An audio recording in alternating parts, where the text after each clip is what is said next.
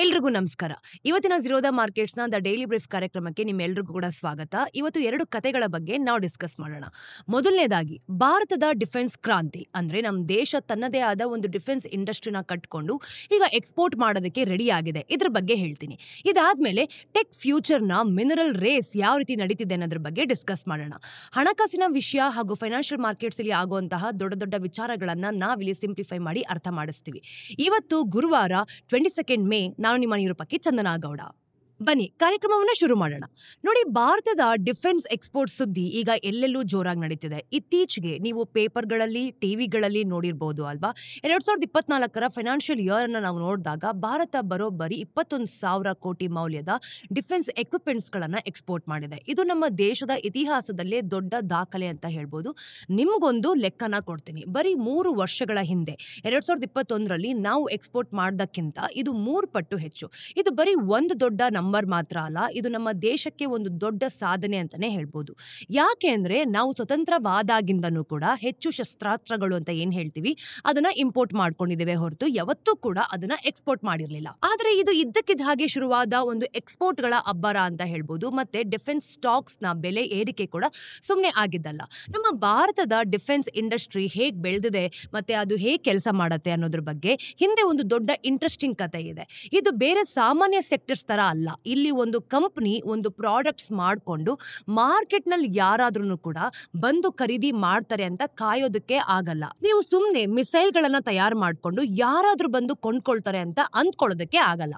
ಭಾರತದಲ್ಲಿ ಮತ್ತೆ ಬಹುತೇಕ ಎಲ್ಲ ದೇಶಗಳು ಕೂಡ ಡಿಫೆನ್ಸ್ ಎಕ್ವಿಪ್ಮೆಂಟ್ಸ್ ಅನ್ನ ನಿಜವಾದ ಬೈಯರ್ ಒಬ್ರೆ, ಅದು ಸರ್ಕಾರ. ಇನ್ನಷ್ಟು ಸ್ಪಷ್ಟವಾಗಿ ಹೇಳ್ಬೇಕು ಅಂತಂದ್ರೆ ಈ ಮಿನಿಸ್ಟ್ರಿ ಆಫ್ ಡಿಫೆನ್ಸ್ MOD ಅಂತ ಏನ್ ಹೇಳ್ತೀವಿ, ಹಾಗಾಗಿ ಸರ್ಕಾರ ಆರ್ಡರ್ಗಳು ಕೊಡ್ಲಿಲ್ಲ ಅಂತಂದ್ರೆ ಅಲ್ಲಿ ಡಿಮ್ಯಾಂಡ್ ಇರೋದೇ ಇಲ್ಲ. ಡಿಮ್ಯಾಂಡ್ ಇಲ್ಲ ಅಂತಂದ್ರೆ ಡಿಫೆನ್ಸ್ ಬಿಸ್ನೆಸ್ ಕೂಡ ಇರೋದಿಲ್ಲ. ಇನ್ನು ಎಕ್ಸ್ಪೋರ್ಟ್ ಮಾಡೋದು ಕೂಡ ಸುಲಭ ಆಗಲ್ಲ. ಅದಕ್ಕೂ ಸರ್ಕಾರದ ಕ್ಲಿಯರೆನ್ಸ್ ಮತ್ತೆ ಅಪ್ರೂವಲ್ಸ್ ಬೇಕಾಗತ್ತೆ. ಇದೆಲ್ಲ ಕಾರಣಗಳಿಂದ ಡಿಫೆನ್ಸ್ ಸೆಕ್ಟರ್ ತುಂಬಾ ವಿಶಿಷ್ಟವಾಗಿದೆ ಅಂತ ಹೇಳ್ಬೋದು. ಇದರಲ್ಲಿರೋ ಪ್ರತಿ ಕಂಪನಿಯ ಭವಿಷ್ಯ, ಅದು ಒಂದು ಫೈಟರ್ ಜೆಟ್ಸ್ ಗಳು ಮಾಡೋದಿರ್ಬೋದು ಅಥವಾ ಸಬ್ ಮರೀನ್ಸ್ ಮಾಡೋದಿರ್ಬೋದು ಅಥವಾ ರೆಡಾರ್ ಸಿಸ್ಟಮ್ ಮಾಡೋದಿರ್ಬೋದು, ಯಾವ ಸರ್ಕಾರ ಯಾವ ರೀತಿ ಇದನ್ನ ಮಾಡಿಸುತ್ತೆ, ಹೇಗೆ ಹಣ ಖರ್ಚು ಮಾಡೋದಕ್ಕೆ ನಿರ್ಧರಿಸುತ್ತೆ ಅನ್ನೋದ್ರ ಮೇಲೆ ನೇರವಾಗಿ ನಿಂತಿರುತ್ತೆ. ಮತ್ತೆ ಸರ್ಕಾರ ಹೇಗೆ ಹಣ ಖರ್ಚು ಮಾಡೋಕೆ ನಿರ್ಧರಿಸುತ್ತೆ ಅನ್ನೋದು ವರ್ಷದಿಂದ ವರ್ಷಕ್ಕೆ ಬಹಳಷ್ಟು ಬದಲಾಗ್ತಿದೆ. ಈಗ ಏನಾಗ್ತಾ ಇದೆ ನೋಡಿ, ಕೆಲವು ಸ್ಟಾಕ್ಸ್ ಗಳು ಯಾಕೆ ಇರತ್ತೆ, ರಫ್ತುಗಳು ಯಾಕೆ ಹೆಚ್ಚಾಗತ್ತೆ, ಮತ್ತೆ ಈ ಸೆಕ್ಟರ್ ಅಲ್ಲಿ ಇದ್ದಕ್ಕಿದ್ದ ಹಾಗೆ ಯಾಕಿಷ್ಟು ಗಮನ ಸಿಗುತ್ತೆ ಅನ್ನೋದನ್ನ ಅರ್ಥ ಮಾಡ್ಕೊಳ್ಬೇಕಾದ್ರೆ ನಾವು ಹಿಂದಕ್ಕೆ ಹೋಗಿ ನಮ್ಮ ಭಾರತದ ಐತಿಹಾಸಿಕವಾಗಿ ತನ್ನ ಶಸ್ತ್ರಾಸ್ತ್ರಗಳನ್ನ ಹೇಗೆ ಪರ್ಚೇಸ್ ಮಾಡ್ತಿತ್ತು ಅನ್ನೋದನ್ನ ನೋಡ್ಕೊಂಡ್ಬರ್ಬೇಕು. ಯಾಕೆ ಅಂದ್ರೆ ಆ ಕಥೆಯೇ ಈಗ ನಡೀತಿರೋ ಎಲ್ಲದಕ್ಕೂ ಸಹ ಮೂಲವಾಗಿರೋದು. ನೋಡಿ, ನಮ್ಮ ಭಾರತಕ್ಕೆ 1947ರಲ್ಲಿ ಸ್ವತಂತ್ರ ಸಿಕ್ಕಿದಾದ ತಕ್ಷಣ ಬ್ರಿಟಿಷರ ಕಾಲದ ಕೆಲವು ಹಳೆಯ ಆರ್ಡಿನೆನ್ಸ್ ಫ್ಯಾಕ್ಟರೀಸ್ಗಳು ನಮ್ಮ ಕೈಗೆ ಬಂದ್ವು. ಅವು ಮೂಲಭೂತ ಶಸ್ತ್ರಾಸ್ತ್ರಗಳು ಮತ್ತೆ ಗುಂಡುಗಳನ್ನ ಮಾಡ್ತಾ ಇದ್ವು. ಸಣ್ಣ ಪುಟ್ಟ ಉಪಕರಣಗಳನ್ನ ಮಾಡೋದಕ್ಕೆ ಆಗ್ತಿತ್ತು. ಆದ್ರೆ ದೊಡ್ಡ ದೊಡ್ಡ ವಸ್ತುಗಳು, ಈ ಫೈಟರ್ ಜೆಟ್ಸ್ ಅಥವಾ ಟ್ಯಾಂಕರ್ಗಳ ತರ ಆಗ್ತಾನೆ ಇರಲಿಲ್ಲ. ಅಂತ ಹಾರ್ಡ್ವೇರ್ ಗಳನ್ನ ವಿದೇಶದಿಂದಲೇ ತರಿಸ್ಕೊಳ್ಬೇಕಾಗಿತ್ತು. ಇದು ತುಂಬಾ ಅಪಾಯಕಾರಿ ಅಂತ ಅನಿಸ್ತಿತ್ತು. ಯಾಕೆ ಅಂದ್ರೆ ನಮ್ಮ ದೇಶದ ಸುತ್ತಮುತ್ತ ವಾತಾವರಣ ಯಾವಾಗ್ಲೂ ಕೂಡ ತುಂಬಾ ರೋಷವದಲ್ಲಿರ್ತಿತ್ತು ಅಥವಾ ಅನ್ಎಕ್ಸ್ಪೆಕ್ಟೆಡ್ ಆಗಿರ್ತಿತ್ತು. ಹಾಗಾಗಿ ಸರ್ಕಾರವೇ ಮುಂದೆ ನಿಂತ್ಕೊಂಡು ತನ್ನದೇ ಆದ ಡಿಫೆನ್ಸ್ ಮ್ಯಾನುಫ್ಯಾಕ್ಚರಿಂಗ್ ಕೆಪಾಬಿಲಿಟಿ ಕಟ್ಟೋದಕ್ಕೆ ಶುರು ಮಾಡ್ತು. ನೋಡಿ, ಈ ಒಂದು ಇಂಪೋರ್ಟ್ ಮೇಲಿನ ಡಿಪೆಂಡೆನ್ಸಿನ ಕಡಿಮೆ ಮಾಡೋದಕ್ಕೆ HAL, BEL ಹಾಗೆ ಈ ಒಂದು ಮಜಾಂಗನ್ ಡಾಕ್ ಶಿಪ್ ಬಿಲ್ಡರ್ಸ್ ಅಂತ ಹೇಳ್ತೀವಿ, ಇಂಥ ಸರ್ಕಾರಿ ಸ್ವಾಮ್ಯದ ಕಂಪನಿಗಳು ಕೂಡ ಶುರು ಮಾಡ್ಕೊಳ್ತು. ಆದ್ರೆ ಇದು ಲೈಸೆನ್ಸ್ ರಾಜ ಸಮಯ ಕೂಡ ಆಗ್ತಿತ್ತು. ಅಂದ್ರೆ ಎಕನಾಮಿಯನ್ನ ತುಂಬಾ ಕಂಟ್ರೋಲ್ ಮಾಡಲಾಗ್ತಿತ್ತು. ಇನ್ನು ಡಿಫೆನ್ಸ್ ಸೆಕ್ಟರ್ ಕೂಡ ಇದಕ್ಕೆ ಯಾವುದೇ ರೀತಿ ಹೊರತಾಗಿರ್ಲಿಲ್ಲ. ಸರ್ಕಾರ ಬರೀ ಮಾರ್ಕೆಟ್ ಮೇಲೆ ಡಾಮಿನೇಟ್ ಮಾಡ್ತಿರ್ಲಿಲ್ಲ, ಅದು ಅದನ್ನ ಸಂಪೂರ್ಣವಾಗಿ ತನ್ನದಾಗಿಸ್ಕೊಂಡಿತ್ತು.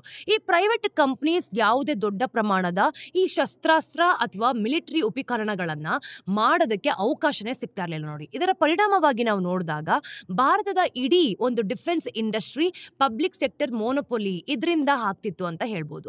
ಅಂದ್ರೆ ಪ್ರತಿ ದೊಡ್ಡ ಒಂದು ಪ್ಲಾಟ್ಫಾರ್ಮ್ಗೆ, ಫಾರ್ ಎಕ್ಸಾಂಪಲ್ ಅಲ್ಲಿ ನಾವು ನೋಡೋದಾದ್ರೆ ಒಂದು ನಿರ್ದಿಷ್ಟ ವಿಮಾನ ಅಥವಾ ಮಿಸೈಲ್ಗಳಿಗೆ ಒಂದೇ ಸಪ್ಲೈಯರ್ ಇರ್ತಿದ್ದಂತ, ಆದ್ರೆ ಯಾವುದೇ ಕಾಂಪಿಟೇಷನ್ ಇರ್ತಿರ್ಲಿಲ್ಲ ಅಥವಾ ನಿಜವಾದ ಅಕೌಂಟಬಿಲಿಟಿ ಇಲ್ಲಿ ಕಾಣ್ತಾ ಇರಲಿಲ್ಲ. ಅದಕ್ಕೋಸ್ಕರನೇ ಪ್ರೊಡಕ್ಷನ್ ನಿಧಾನ ಆಗ್ತಿತ್ತು, ಹೊಸ ಇನೋವೇಷನ್ ಕೂಡ ಅಪರೂಪ ಆಗ್ತಿತ್ತು, ಮತ್ತೆ ಗುಣಮಟ್ಟ ಯಾವಾಗ್ಲೂ ಕೂಡ ಅಷ್ಟಾಗಿ ಕಾಣ್ತಿರ್ಲಿಲ್ಲ.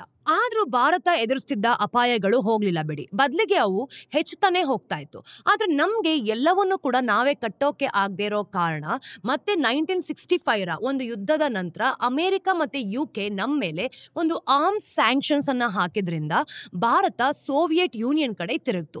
ಆ ಪಾರ್ಟ್ನರ್ಶಿಪ್ ದಶಕಗಳವರೆಗೆ ನಮ್ಮ ಒಂದು ಡಿಫೆನ್ಸ್ ಪ್ಲಾನಿಂಗ್ ಅನ್ನ ಪ್ರಮುಖ ಪಾತ್ರ ವಹಿಸ್ಕೊಳ್ತು ಅಂತ ಹೇಳ್ಬೋದು. ನಾವು ನೇರವಾಗಿ ಸುಧಾರಿತ ಆಗಿರುವಂತ ಈ ಸೋವಿಯತ್ ಶಸ್ತ್ರಾಸ್ತ್ರಗಳನ್ನ ಅಂದ್ರೆ MiG ಫೈಟರ್ ಪ್ಲೇನ್ಸ್ ಅಥವಾ ಸಬ್ಮಿರನ್ಸ್ ತರಹದ ಒಂದು ಆಮದು ಮಾಡ್ಕೊಳ್ತಿದ್ವು, ಅಂದ್ರೆ ಇಂಪೋರ್ಟ್ ಮಾಡ್ಕೊಳ್ತಿದ್ವಿ, ಅಥವಾ ಲೈಸೆನ್ಸ್ ಪ್ರೊಡಕ್ಷನ್ ಮೂಲಕ ಇಲ್ಲೇ ಒಂದು ಅಸೆಂಬಲ್ ಕೂಡ ಮಾಡ್ತಿದ್ವಿ. ಇದ್ರ ಪರಿಣಾಮ ಏನಾಗ್ತಿತ್ತು ಅಂತಂದ್ರೆ ಭಾರತ ಪ್ರಪಂಚದಾದ್ಯಂತ ನೋಡಿದಾಗ ಒಂದು ಅಗ್ರ ಸ್ಥಾನದಲ್ಲಿ ಆರ್ಮ್ಸ್ ಇಂಪೋರ್ಟ್ಸ್ ಗಳಲ್ಲಿ ಒಂದಾಯ್ತು ಅಂತ ಹೇಳ್ಬೋದು. ಆದ್ರೆ ಅದರ ಡೊಮೆಸ್ಟಿಕ್ ಡಿಫೆನ್ಸ್ ಬೇಸ್ ಅನ್ನ ನೋಡಿದಾಗ ಅಷ್ಟಾಗಿ ಡೆವಲಪ್ಮೆಂಟ್ ಆಗದಿರೋ ಕಾರಣ ಬಹುತೇಕ ಸಂಪೂರ್ಣವಾಗಿ ಸರ್ಕಾರಿ ಸ್ವಾಮ್ಯದಲ್ಲೇ ಉಳಿದೋಗ್ತಾ ಇತ್ತು. ಮೊದಲ ದೊಡ್ಡ ಬದಲಾವಣೆ 2001ರಲ್ಲಿ ಬಂತು ನೋಡಿ. ಆ ವರ್ಷ ಮೊದಲ ಬಾರಿಗೆ ಸರ್ಕಾರ private companies defence manufacturing space ಅನ್ನ ಪ್ರವೇಶ ಮಾಡೋದಕ್ಕೆ ಅವಕಾಶ ನೀಡಿತು. ಇದು ಈ ಸೆಕ್ಟರ್ ನಲ್ಲಿ 26% ಅಷ್ಟು ಫಾರಿನ್ ಡೈರೆಕ್ಟ್ ಇನ್ವೆಸ್ಟ್ಮೆಂಟ್ ಕೂಡ ಅವಕಾಶ ಕೊಟ್ಟಿದೆ. ಅಂದ್ರೆ ಒಂದು ಪೇಪರ್ ಮೇಲೆ ಇದು ದೊಡ್ಡ ಆರಂಭದಂತೆ ಕಂಡಿದೆ ನೋಡಿ. ಇಲ್ಲಿ ಅಷ್ಟೊಂದು ಟ್ರಾನ್ಸ್ಪರೆನ್ಸಿ ಕಾಣ್ತಿರ್ಲಿಲ್ಲ, ಹಾಗೆ ವಿದೇಶಿ ವೆಂಡರ್ಗಳಿಗೆ ಹಾಗೂ ಸರ್ಕಾರಿ ವಲಯದ ಪಬ್ಲಿಕ್ ಸೆಕ್ಟರ್ ಸಪ್ಲೈಯರ್ಸ್ ಹೆಚ್ಚು ಅನುಕೂಲಕರವಾಗ್ತಿತ್ತು. ಅಂದ್ರೆ ಖಾಸಗಿ ಕಂಪನಿಗಳಿಗೆ ಅಷ್ಟಾಗಿ ಬಿಸ್ನೆಸ್ ಸಿಗ್ತಿರ್ಲಿಲ್ಲ. ಇನ್ನು ನಾವು ನೋಡಬೇಕು ಅಂತಂದ್ರೆ ಹೇಗೆ ಕಾಂಪಿಟೇಟ್ ಮಾಡಬಹುದು ಅನ್ನೋದ್ರ ಬಗ್ಗೆ ನಿಯಮಗಳು ಕೂಡ ಅಷ್ಟೊಂದು ಸ್ಪಷ್ಟವಾಗಿರಲಿಲ್ಲ. ಇನ್ನು ಭಾರತದ ಒಂದು ರಕ್ಷಣಾ ಕ್ಷೇತ್ರಕ್ಕೆ ಇನ್ನೂ ದೊಡ್ಡ ಸಮಸ್ಯೆ ಆಗಿತ್ತು, ಅದು ಭ್ರಷ್ಟಾಚಾರ, ಕರಪ್ಷನ್ ಅಂತ ಹೇಳ್ಬೋದು. ಇದು ಒಂದು ಕಳಂಕನೇ ನಮ್ಮ ದೇಶಕ್ಕೆ ಜಾಸ್ತಿ ಪ್ರಾಬ್ಲಮ್ ಅನ್ನ ತಗೊಂಡ್ಕೊಟ್ಟಿರೋದು. 2000ರ ದಶಕದ ಆರಂಭದಲ್ಲಿ ನಾವು ನೋಡಿದಾಗ ಡಿಫೆನ್ಸ್ ಸೆಕ್ಟರ್ ರಾಜಕೀಯವಾಗಿ ಒಂದು ದೊಡ್ಡ ಚರ್ಚೆಯ ವಿಷಾದವಾಗಿತ್ತು. 2001ರಲ್ಲಿ ನಾವು ಊಹಿಸಕ್ಕಾಗದಿರುವಂತ ಒಂದು ಘಟನೆ ನಡೀತು ನೋಡಿ. ಅದನ್ನ ತೆಹೆಲ್ಕಾ ಅಂತ ಹೇಳ್ತೀವಿ. ಇದು ಮಾಡಿದ ಒಂದು ಸ್ಟಿಂಗ್ ಆಪರೇಷನ್. ಅಂದ್ರೆ ಇಲ್ಲಿ ನಾವು ನೋಡ್ತಿರೋದೇನ್ ಗೊತ್ತಾ, ಒಂದು ಆರ್ಟಿಫಿಷಿಯಲ್ ಶಸ್ತ್ರಾಸ್ತ್ರ ಡೀಲ್ಗಳಲ್ಲಿ ಹಲವು ಅಧಿಕಾರಿಗಳು ಇನ್ವಾಲ್ವ್ ಆಗಿದ್ರು. ಒಬ್ಬ ಹಿರಿಯ ರಾಜಕಾರಣಿ ಸೇರ್ಕೊಂಡಂತೆ ಇದರಲ್ಲಿ ಲಂಚನ ತಗೊಂಡು ಇದೆಲ್ಲನೂ ಕೂಡ ನಕಲಿ ಮಾಡ್ಬಿಟ್ಟಿದ್ರು. ಇದರಲ್ಲಿ ಪರಿಣಾಮ ತುಂಬಾ ದೊಡ್ಡದಾಗಿದ್ದಂತ ಕಾರಣ ಇದು ಸರ್ಕಾರಕ್ಕೆ ಡಿಫೆನ್ಸ್ ಪರ್ಚೇಸಸ್ ಹೇಗೆ ಮಾಡಲಾಗುತ್ತೆ ಅನ್ನೋದನ್ನ ಸರಿಪಡಿಸೋದಕ್ಕೂ ಸಹ ಒತ್ತಾಯ ಮಾಡಕ್ಕೆ ಶುರು ಮಾಡ್ತು. ಆ ಒಂದು ಕ್ಲೀನ್ ಕಾರ್ಯ ಡಿಫೆನ್ಸ್ ಪ್ರೊಕ್ಯೂರ್ಮೆಂಟ್ ಪ್ರೊಸೀಜರ್ ಅಲ್ಲಿ ನಾವು ನೋಡಿದಾಗ ಇದರ ಮೂಲಕ 2002ರಲ್ಲಿ ಶುರುವಾಯಿತು ನೋಡಿ. ಅಂದ್ರೆ ಭಾರತ ಸೇನಾ ಉಪಕರಣಗಳನ್ನ ಹೇಗೆ ಪರ್ಚೇಸ್ ಮಾಡುತ್ತೆ ಅನ್ನೋದನ್ನ ಫಾರ್ಮಲೈಸ್ ಮಾಡಬಹುದು ಅನ್ನೋದ ಒಂದು ಮೊದಲ ಪ್ರಯತ್ನ ಇದಾಗಿತ್ತು. ಅಂದ್ರೆ ಈ ಖರೀದಿ ಪ್ರಕ್ರಿಯೆಯನ್ನ ತುಂಬಾ ಫಾರ್ಮಲೈಸ್ ಮಾಡಿದ್ರು. ಅಂದ್ರೆ ಈ ಒಂದು ಪ್ರಾಸೆಸ್ ಏನಿರುತ್ತೆ ಅದಕ್ಕೆ ಜಾಸ್ತಿ ಒಂದು ರಿಸ್ಟ್ರಿಕ್ಷನ್ಸ್ ಅನ್ನ ಹಾಕೋದಕ್ಕೆ ಶುರು ಮಾಡಿದ್ರು. ಬ್ಯಾಕ್ ಡೋರ್ ಡೀಲ್ಗಳು ಕೂಡ ಕಡಿಮೆ ಆಗೋಕಾಯ್ತು. ಮುಂದಿನ 2 ಡಿಕೇಡ್ಗಳಲ್ಲಿ ನಾವು ನೋಡೋದಾದ್ರೆ ಈ ನಿಯಮಗಳಿಗೆ ಪುಸ್ತಕಗಳು ಬದಲಾಗ್ತಾನೆ ಇತ್ತು. ಯಾರು ಕೂಡ ಎಕ್ಸ್ಪೆಕ್ಟ್ ಮಾಡಕ್ ಆಗದೆ ಇರುವಂತಹ ಒಂದು ನಿಯಮಗಳು ಜಾಸ್ತಿ ಬರೋಕೆ ಶುರುವಾಯಿತು. ಪ್ರತಿ ವರ್ಷಗಳೊಮ್ಮೆ ಡೊಮೆಸ್ಟಿಕ್ ಪಾರ್ಟಿಸಿಪೇಷನ್ ಸಪೋರ್ಟ್ ಪಾರ್ಟಿಸಿಪೇಟ್ ಮಾಡಬೇಕಾದ್ರೂ ಸಹ ಇಲ್ಲಿ ಪ್ರತಿಯೊಂದು ವಿಧಾನ ಸಹ ತುಂಬಾ ಬಿಗಿಗೊಳಿಸ್ತಾ ಇತ್ತು, ಹಾಗೆ ಅಪ್ಡೇಟ್ ಮಾಡಲಾಗ್ತಿತ್ತು. ಇನ್ನು 2005 ಹಾಗೂ 6ರ ಹೊತ್ತಿಗೆ ಒಂದು ಪ್ರಮುಖ ಬದಲಾವಣೆಯನ್ನ ಸೇರಿಸಲಾಯಿತು ಬಿಡಿ. ಅಂದ್ರೆ ಅದನ್ನ ಆಫ್ಸೆಟ್ಸ್ ಅಂತ ಹೇಳ್ತೀವಿ. ಸಿಂಪಲ್ ಆಗಿ ಹೇಳ್ಬೇಕು ಅಂತಂದ್ರೆ ಒಂದು ವಿದೇಶಿ ಕಂಪನಿ ಭಾರತಕ್ಕೆ ಬಂದು ನಿರ್ದಿಷ್ಟ ಮೌಲ್ಯಕ್ಕಿಂತ ಹೆಚ್ಚಿನ ಶಸ್ತ್ರಾಸ್ತ್ರಗಳನ್ನ ಮಾರೋದಕ್ಕೆ ಬಯಸ್ತಾರೆ ಅಂತ ಅನ್ಕೊಳ್ಳೋಣ. ಆ ಹಣದ ಸ್ವಲ್ಪ ಭಾಗವನ್ನ ಭಾರತದ ಡಿಫೆನ್ಸ್ ಎಕೋಸಿಸ್ಟಮ್ ಮರಳಿ ಇನ್ವೆಸ್ಟ್ ಮಾಡಬೇಕಾಗ್ತಿತ್ತು. ಅವರು ಇದನ್ನ ಸ್ಥಳೀಯವಾಗಿ ಕಾಂಪೋನೆಂಟ್ಸ್ ಗಳನ್ನ ಪಡೆಯೋ ಮೂಲಕ, ಇಲ್ಲಿ ಫೆಸಿಲಿಟೀಸ್ ಗಳನ್ನು ಸ್ಥಾಪಿಸೋ ಮೂಲಕ ಅಥವಾ ಭಾರತೀಯ ಕಂಪನಿಗಳೊಂದಿಗೆ ಪಾರ್ಟ್ನರ್ ಮಾಡೋ ಮೂಲಕ ಇದನ್ನ ಕಂಪ್ಲೀಟ್ ಆಗಿ ಮಾಡಬಹುದಾಗಿತ್ತು. ಇನ್ನು 2008 ಹಾಗೂ 2011ರಲ್ಲಿ ನಾವು ನೋಡೋದಾದ್ರೆ ಈ ಪಾಲಿಸಿ ಇನ್ನಷ್ಟು ಮುಂದೆ ಹೊರಟೋಯ್ತು ನೋಡಿ. ಅದನ್ನ ನಾವು ಬೈ ಅಂಡ್ ಮೇಕ್ ಇಂಡಿಯನ್ ಅಂತಹ ಕ್ಯಾಟಗರಿನಲ್ಲಿ ಇಂಟ್ರೊಡ್ಯೂಸ್ ಮಾಡ್ತೀವಿ. ಇದರಲ್ಲಿ ವಿದೇಶಿ ಉಪಕರಣಗಳನ್ನು ಕೂಡ ಪರ್ಚೇಸ್ ಮಾಡಲಾಗುತ್ತೆ, ಆದ್ರೆ ಪ್ರೊಡಕ್ಷನ್ ಭಾರತೀಯ ಪಾರ್ಟ್ನರ್ ಮೂಲಕ ಲೋಕಲ್ ಅಲ್ಲಿ ನಡೆಯುತ್ತೆ. ಇನ್ನು 2013ರಲ್ಲಿ ನಾವು ನೋಡಿದಾಗ ಇದರ ಒಂದು DPP ದೇಶೀಯ ಆಯ್ಕೆಗಳಿಗೆ ಆದ್ಯತೆ ನೀಡೋದು ಕೂಡ ತುಂಬಾ ಕ್ಲಿಯರ್ ಆಗಿ ಕಾಣಿಸ್ತಿತ್ತು. ಭಾರತದಲ್ಲಿ ತಯಾರಿಸಿದ ಗೇರ್ ಅನ್ನ ಖರೀದಿಸೋದು ಈಗ ಪ್ರಯಾರಿಟಿ ಲಿಸ್ಟ್ ಅಗ್ರಸ್ಥಾನದಲ್ಲಿ ಕಾಣ್ತಿತ್ತು, ಆದ್ರೆ ಡೈರೆಕ್ಟ್ ಇಂಪೋರ್ಟ್ಸ್ ಗಳು ಕೆಳಗೆ ತಳ್ಳಲಾಗ್ತಿತ್ತು. ನಿಜವಾದ ಟ್ವಿಸ್ಟ್ ಬಂದಿದ್ದು ಯಾವಾಗ ಗೊತ್ತಾ? 2014ರಲ್ಲಿ. ಆ ವರ್ಷ ಸರ್ಕಾರ ಬೈ ಇಂಡಿಯನ್ IDDM ಎಂಬ ಹೊಸ ಕ್ಯಾಟಗರಿನ ಇಂಟ್ರೊಡ್ಯೂಸ್ ಮಾಡ್ತು. IDDM ಅಂತ ಅಂದ್ರೆ indigenously designed, developed and manufactured ಅಂತ ಹೇಳ್ತೀವಿ. ಭಾರತ ತನ್ನದೇ ಆದ ಡಿಫೆನ್ಸ್ ಟೆಕ್ ಅನ್ನ ನಿರ್ಮಿಸೋದಕ್ಕೂ ಕೂಡ ಮುಂದೆ ಬಂತು. ಕೇವಲ ವಿದೇಶಿ ಸಿಸ್ಟಮ್ ಗಳನ್ನ ಇಲ್ಲಿ ಜೋಡಿಸಿರೋದಿಲ್ಲ, ಆದ್ರೆ ನಿಜವಾಗ್ಲೂ ಕೂಡ ಮೊದಲಿಂದಲೇ ನಾವು ನೋಡೋದಾದ್ರೆ ಅವುಗಳನ್ನ ರಚಿಸೋದಕ್ಕೆ ಬಯಸುತ್ತೆ. ಇಲ್ಲಿ ಸ್ಪಷ್ಟವಾದ ಒಂದು ಸಿಗ್ನೇಚರ್ ಕಾಣುತ್ತೆ. ಈ ಕ್ಯಾಟಗರಿ ಅಡಿಯಲ್ಲಿ ಒಂದು ಭಾರತೀಯ ಕಂಪನಿ ಒಂದು ಪ್ರಾಡಕ್ಟ್ ಅನ್ನ ಸಂಪೂರ್ಣವಾಗಿ ತನ್ನದೇ ಆಗಿ ನಿರ್ಮಿಸಬೇಕಾದ್ರೆ R&D ಅಂದ್ರೆ ರಿಸರ್ಚ್ ಅಂಡ್ ಡೆವಲಪ್ಮೆಂಟ್ ಇಂದ ಹಿಡಿದು ಫೈನಲ್ ಅಸೆಂಬ್ಲಿ ವರೆಗೂ ಕೂಡ ಸರ್ಕಾರ ಅದಕ್ಕೆ ಒಂದು ಟಾಪ್ ಪ್ರಯಾರಿಟಿ ಕೊಟ್ಟು ಇದನ್ನ ತಯಾರು ಮಾಡೋದಕ್ಕೆ ಮುಂದೆ ಬರುತ್ತೆ. 2020ರಲ್ಲಿ ಈ ಪಾಲಿಸಿನ ನಾವು ನೋಡಿದಾಗ ಇನ್ನೊಂದು ದೊಡ್ಡ ಅಪ್ಗ್ರೇಡ್ ಸಿಕ್ತು. DPP ಅನ್ನ ಡಿಫೆನ್ಸ್ ಆಕ್ವಿಸಿಷನ್ ಪ್ರೊಸೀಜರ್, DAP ಅಂತಾನೂ ಕೂಡ ಕರೆಯಲಾಗುತ್ತೆ. ಇದನ್ನ ಮತ್ತೆ ಮರುನಾಮಕರಣ ಮಾಡಿದ್ರು. ಇದು ಕೇವಲ ಹೆಸರಿನ ಬದಲಾವಣೆ ಖಂಡಿತವಾಗ್ಲೂ ಅಲ್ಲ. DAP 2020ರಲ್ಲಿ ನಾವು ನೋಡೋದಾದ್ರೆ ಹಿಂದಿನ ಎಲ್ಲಾ ಸುಧಾರಣೆಗಳನ್ನು ಕೂಡ ಒಟ್ಟುಗೂಡಿಸ್ಕೊಂಡು ತಮ್ಮದೇ ಆದ ಆರ್ಮ್ಡ್ ಫೋರ್ಸ್ ಹೇಗೆ ಉಪಕರಣಗಳನ್ನ ಖರೀದಿಸಬಹುದು ಎಂಬುದಕ್ಕೆ ಸ್ಪಷ್ಟವಾಗಿ ಒಂದು ಆರ್ಡರ್ ಆಫ್ ಪ್ರಿಫರೆನ್ಸಸ್ ಅನ್ನ ಸೃಷ್ಟಿಸಿತು. ಈ ಒಂದು ಕ್ಯಾಟಗರಿಗಳು ಇಲ್ಲಿದೆ ನೋಡಿ. ಟಾಪ್ ಪ್ರಯಾರಿಟಿಲಿ ನೋಡೋದಾದ್ರೆ ಬೈ ಇಂಡಿಯನ್ IDDM ಇದೆ. ಇದು ಸಂಪೂರ್ಣವಾಗಿ ದೇಶೀಯವಾಗಿ ಬೆಳೆಸಿದಂತ ಉತ್ಪನ್ನಗಳಿಗಾಗಿ. ನಂತರ ನಾವು ನೋಡೋದಾದ್ರೆ ಬೈ ಇಂಡಿಯನ್ ಬರುತ್ತೆ. ಇದು ಭಾರತದಲ್ಲಿ ತಯಾರಾದ ಆದ್ರೆ ಭಾರತದಲ್ಲಿ ವಿನ್ಯಾಸಗೊಳಿಸಿದ ಪ್ರಾಡಕ್ಟ್ಸ್ ಅಂತ ಹೇಳ್ಬೋದು. ಅದರ ನಂತರ ಬೈ ಅಂಡ್ ಮೇಕ್ ಇಂಡಿಯನ್ ಬರುತ್ತೆ. ಅಲ್ಲಿ ಭಾರತೀಯ ಕಂಪನಿಗಳು ಸ್ಥಳೀಯ ಪ್ರೊಡಕ್ಷನ್ ಗಳನ್ನ ತಗೊಂಡು ವಿದೇಶಿ ಪ್ಲೇಯರ್ಸ್ ಗಳಿಗೆ ಪಾರ್ಟ್ನರ್ ಮಾಡ್ಕೊಳ್ಳೋದಕ್ಕೆ ಮುಂದೆ ಬರ್ತಾರೆ. ಇನ್ನು ಮುಂದೆ ನಾವು ನೋಡೋದಾದ್ರೆ ಬೈ ಅಂಡ್ ಮೇಕ್ ಗ್ಲೋಬಲ್ ಅಂತ ಇದೆ. ಇಲ್ಲಿ ವಿದೇಶಿ ಕಂಪನಿಗಳು ಕೆಲವು ಒಂದು ಲೋಕಲ್ ಮ್ಯಾನುಫ್ಯಾಕ್ಚರಿಂಗ್ ಅನ್ನ ಸ್ಥಾಪಿಸುತ್ತೆ. ಮತ್ತೆ ಕೊನೆಯದಾಗಿ ಬೈ ಅಂಡ್ ಗ್ಲೋಬಲ್ ಅಂತ ಬರುತ್ತೆ. ಇದು ಕೊನೆಯ ಆಯ್ಕೆ ಅಂತ ಹೇಳ್ಬೋದು. ಇಲ್ಲಿ ಉಪಕರಣಗಳು ನೇರವಾಗಿ ಇಂಪೋರ್ಟ್ ಮಾಡ್ಕೊಳ್ಳಲಾಗತ್ತೆ. ಈ ಇಡೀ ಪಾಲಿಸಿ ಬದಲಾವಣೆಯ ಒಂದು ದೊಡ್ಡ ವಿಚಾರದ ಬಗ್ಗೆ ಇಲ್ಲಿದೆ ನೋಡಿ. ಸೆಲ್ಫ್ ರಿಲಯನ್ಸ್ ಅಂತ ಹೇಳ್ಬೋದು.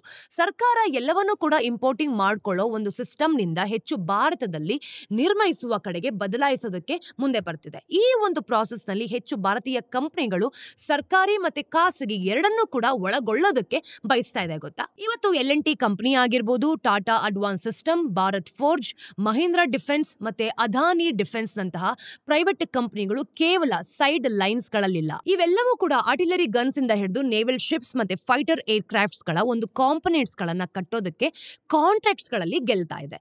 ಇದನ್ನ ನಾವು ನೋಡಿದಾಗ ಫಸ್ಟ್ ಸ್ಟೇಜ್ ಅಂತ ಖಂಡಿತವಾಗ್ಲೂ ಅಲ್ಲ. ಸ್ಟೆಪ್ ಬೈ ಸ್ಟೆಪ್ ದೊಡ್ಡದಾಗಿ ಬೆಳೀತಾ ಹೋಗ್ತದೆ. ಅಂದ್ರೆ ದೊಡ್ಡ ದೊಡ್ಡ ಬಿಟೆಕ್ ಕಾಂಟ್ರಾಕ್ಟ್ಸ್ ಗಳು ಇನ್ನು HAL ಮತ್ತೆ BL ನಂತಹ ಒಂದು ಪಬ್ಲಿಕ್ ಸೆಕ್ಟರ್ ಜಾಯಿಂಟ್ಸ್ ಗಳ ಹತ್ರನೇ ಇದೆ. ಬರೀ ಪ್ರೈವೇಟ್ ಸೆಕ್ಟರ್ ಗಳು ಮಾತ್ರ ಅಲ್ಲ, ಈ ಪಬ್ಲಿಕ್ ಸೆಕ್ಟರ್ ಗಳು ಎಲ್ಲಾನು ಕೂಡ ಸೇರ್ಕೊಂಡು ನಿಜವಾಗ್ಲೂ ಒಂದು ಕೋರ್ ಟ್ರಾನ್ಸ್ಫಾರ್ಮೇಶನ್ ಅಲ್ಲಿ ಭಾಗವಹಿಸ್ತಾ ಇದೆ. ಈ ಒಂದು ಬದಲಾವಣೆಯಿಂದ ಭಾರತಕ್ಕೆ ಎಕ್ಸ್ಪೋರ್ಟ್ ಮಾಡೋದು ತುಂಬಾನೇ ಸುಲಭ ಆಗ್ತಿದೆ ನೋಡಿ. ಒಮ್ಮೆ ನಮ್ಮ ದೇಶದಲ್ಲಿರೋ ಹೆಚ್ಚು ಹೆಚ್ಚು ವಸ್ತುಗಳನ್ನ ತಯಾರಿಸೋದಕ್ಕೆ ಶುರು ಮಾಡ್ಕೊಂಡ್ರೆ ನಾವು ನಮ್ಮ ಅಗತ್ಯಗಳನ್ನು ಪೂರೈಸ್ಕೊಳ್ಳೋದು ಮಾತ್ರ ಅಲ್ಲ, ವಿದೇಶಿಗಳಿಗೂ ಕೂಡ ಮಾರಾಟ ಮಾಡ್ಬೋದಂತ ಉತ್ಪನ್ನಗಳನ್ನ ಕ್ರಿಯೇಟ್ ಮಾಡ್ತಾ ಇದ್ದೀವಿ. ಬಹುಶಃ ನಾವು ನೋಡೋದಾದ್ರೆ ಇದನ್ನ ನಾವು ಬ್ರಹ್ಮೋಸ್ ಮಿಸೈಲ್ ಮತ್ತೆ ತೇಜಸ್ ಫೈಟರ್ ಜೆಟ್ ನಂತಹ ವೆಪನ್ಸ್ ಗಳಿಗೆ ಗ್ಲೋಬಲ್ ಇಂಟ್ರೆಸ್ಟ್ ಬರೋದಕ್ಕೆ ಕಾರಣ ಇದೆ ಅಂತ ಹೇಳ್ಬೋದು. ಆದ್ರೆ ನಾವು ಇನ್ನೂ ಕೂಡ ಸಂಪೂರ್ಣವಾಗಿ ಸೆಲ್ಫ್ ಸಫಿಶಿಯಂಟ್ ಆಗಿಲ್ಲ ಅನ್ನೋದು ಇನ್ನೂ ಕೂಡ ಸ್ಪಷ್ಟವಾಗಿ ಗೊತ್ತಿರಬೇಕು. ಭಾರತ ಇನ್ನು ವಿಶ್ವದ ಸೆಕೆಂಡ್ ಲಾರ್ಜೆಸ್ಟ್ ಆರ್ಮ್ ಇಂಪೋರ್ಟರ್ ಆಗಿದೆ. ಯುದ್ಧದಲ್ಲಿರುವ ಯುಕ್ರೇನ್ ಬಿಟ್ರೆ ನಂತರ ನಾವೇ ಅಂತ ಹೇಳ್ಬೋದು. ಮತ್ತೆ ನಾವು ಈ ಒಂದು ಡಿಫೆನ್ಸ್ ಪ್ರೊಡಕ್ಷನ್ ಅನ್ನು ನೋಡೋದಾದ್ರೆ 80% ಬೈ ವ್ಯಾಲ್ಯೂ ಇಂದ ಮಾಡ್ತಾ ಇದೀವಿ. ಇನ್ನು ಪಬ್ಲಿಕ್ ಸೆಕ್ಟರ್ ಯೂನಿಟ್ಸ್ ಇಂದಲೇ ಬರ್ತಾ ಇದೆ. ಇನ್ನು ಪ್ರೈವೇಟ್ ಕಂಪನಿಗಳ ಪಾಲು ಕೇವಲ 20% ಮಾತ್ರ. ಹಾಗಿದ್ರೂ ಸರ್ಕಾರ ಈ ಬ್ಯಾಲೆನ್ಸ್ ಅನ್ನ ತುಂಬಾ ಡೀಪ್ ಮಾಡೋದಕ್ಕೆ, ಆಕ್ಟಿವ್ ಆಗೋದಕ್ಕೆ ಪ್ರಯತ್ನ ಪಡ್ತಿದೆ. ಅವನು ಕೂಡ ಒಂದು ನಂಬರ್ ಇಂಪೋರ್ಟ್ಸ್ ಲಿಸ್ಟ್ ಅಲ್ಲಿ ಕ್ರಿಯೇಟ್ ಮಾಡ್ತಾ ಇದೆ. ಅಂದ್ರೆ ಕೆಲವು ಡಿಫೆನ್ಸ್ ಐಟಮ್ಸ್ ಗಳ ಇಂಪೋರ್ಟ್ ಅನ್ನು ನೋಡೋದಾದ್ರೆ ಈ ಒಂದು ಬ್ಯಾನ್ ಮಾಡ್ತಾ ಇದೆ ಅಂತ ಬರ್ತಿದೆ. ಇದರಿಂದ ಇಂಡಿಯನ್ ಫರ್ಮ್ಸ್ ಗಳು ಅವುಗಳನ್ನ ತಯಾರಿಸೋದಕ್ಕೆ ಮುಂದಾಗಬಹುದು. ಇನ್ನು ಡಿಫೆನ್ಸ್ ಸೆಕ್ಟರ್ ನಲ್ಲಿ FDI ಕ್ಯಾಪ್ ನ ಜಾಸ್ತಿ ಮಾಡ್ತಿದೆ. ಇದರಿಂದ ಫಾರಿನ್ ಇನ್ವೆಸ್ಟ್ಮೆಂಟ್ ಅನ್ನ ಅಟ್ರಾಕ್ಟ್ ಮಾಡೋದಕ್ಕೂ ಸಹ ಸಾಧ್ಯ ಆಗುತ್ತೆ. ಇದನ್ನೆಲ್ಲ ನೋಡಿದಾಗ ಪ್ರೊಕ್ಯೂರ್ಮೆಂಟ್ ಕ್ಯಾಟಗರೀಸ್ ಗಳ ಮೂಲಕ ಲೋಕಲ್ ಆಗಿ ಡಿಸೈನ್ ಮತ್ತೆ ಬಿಲ್ಡ್ ಮಾಡುವಂತಹ ಕಂಪನಿಗಳಿಗೆ ರಿವಾರ್ಡ್ ಸಹ ಮಾಡಲಾಗ್ತಾ ಇದೆ.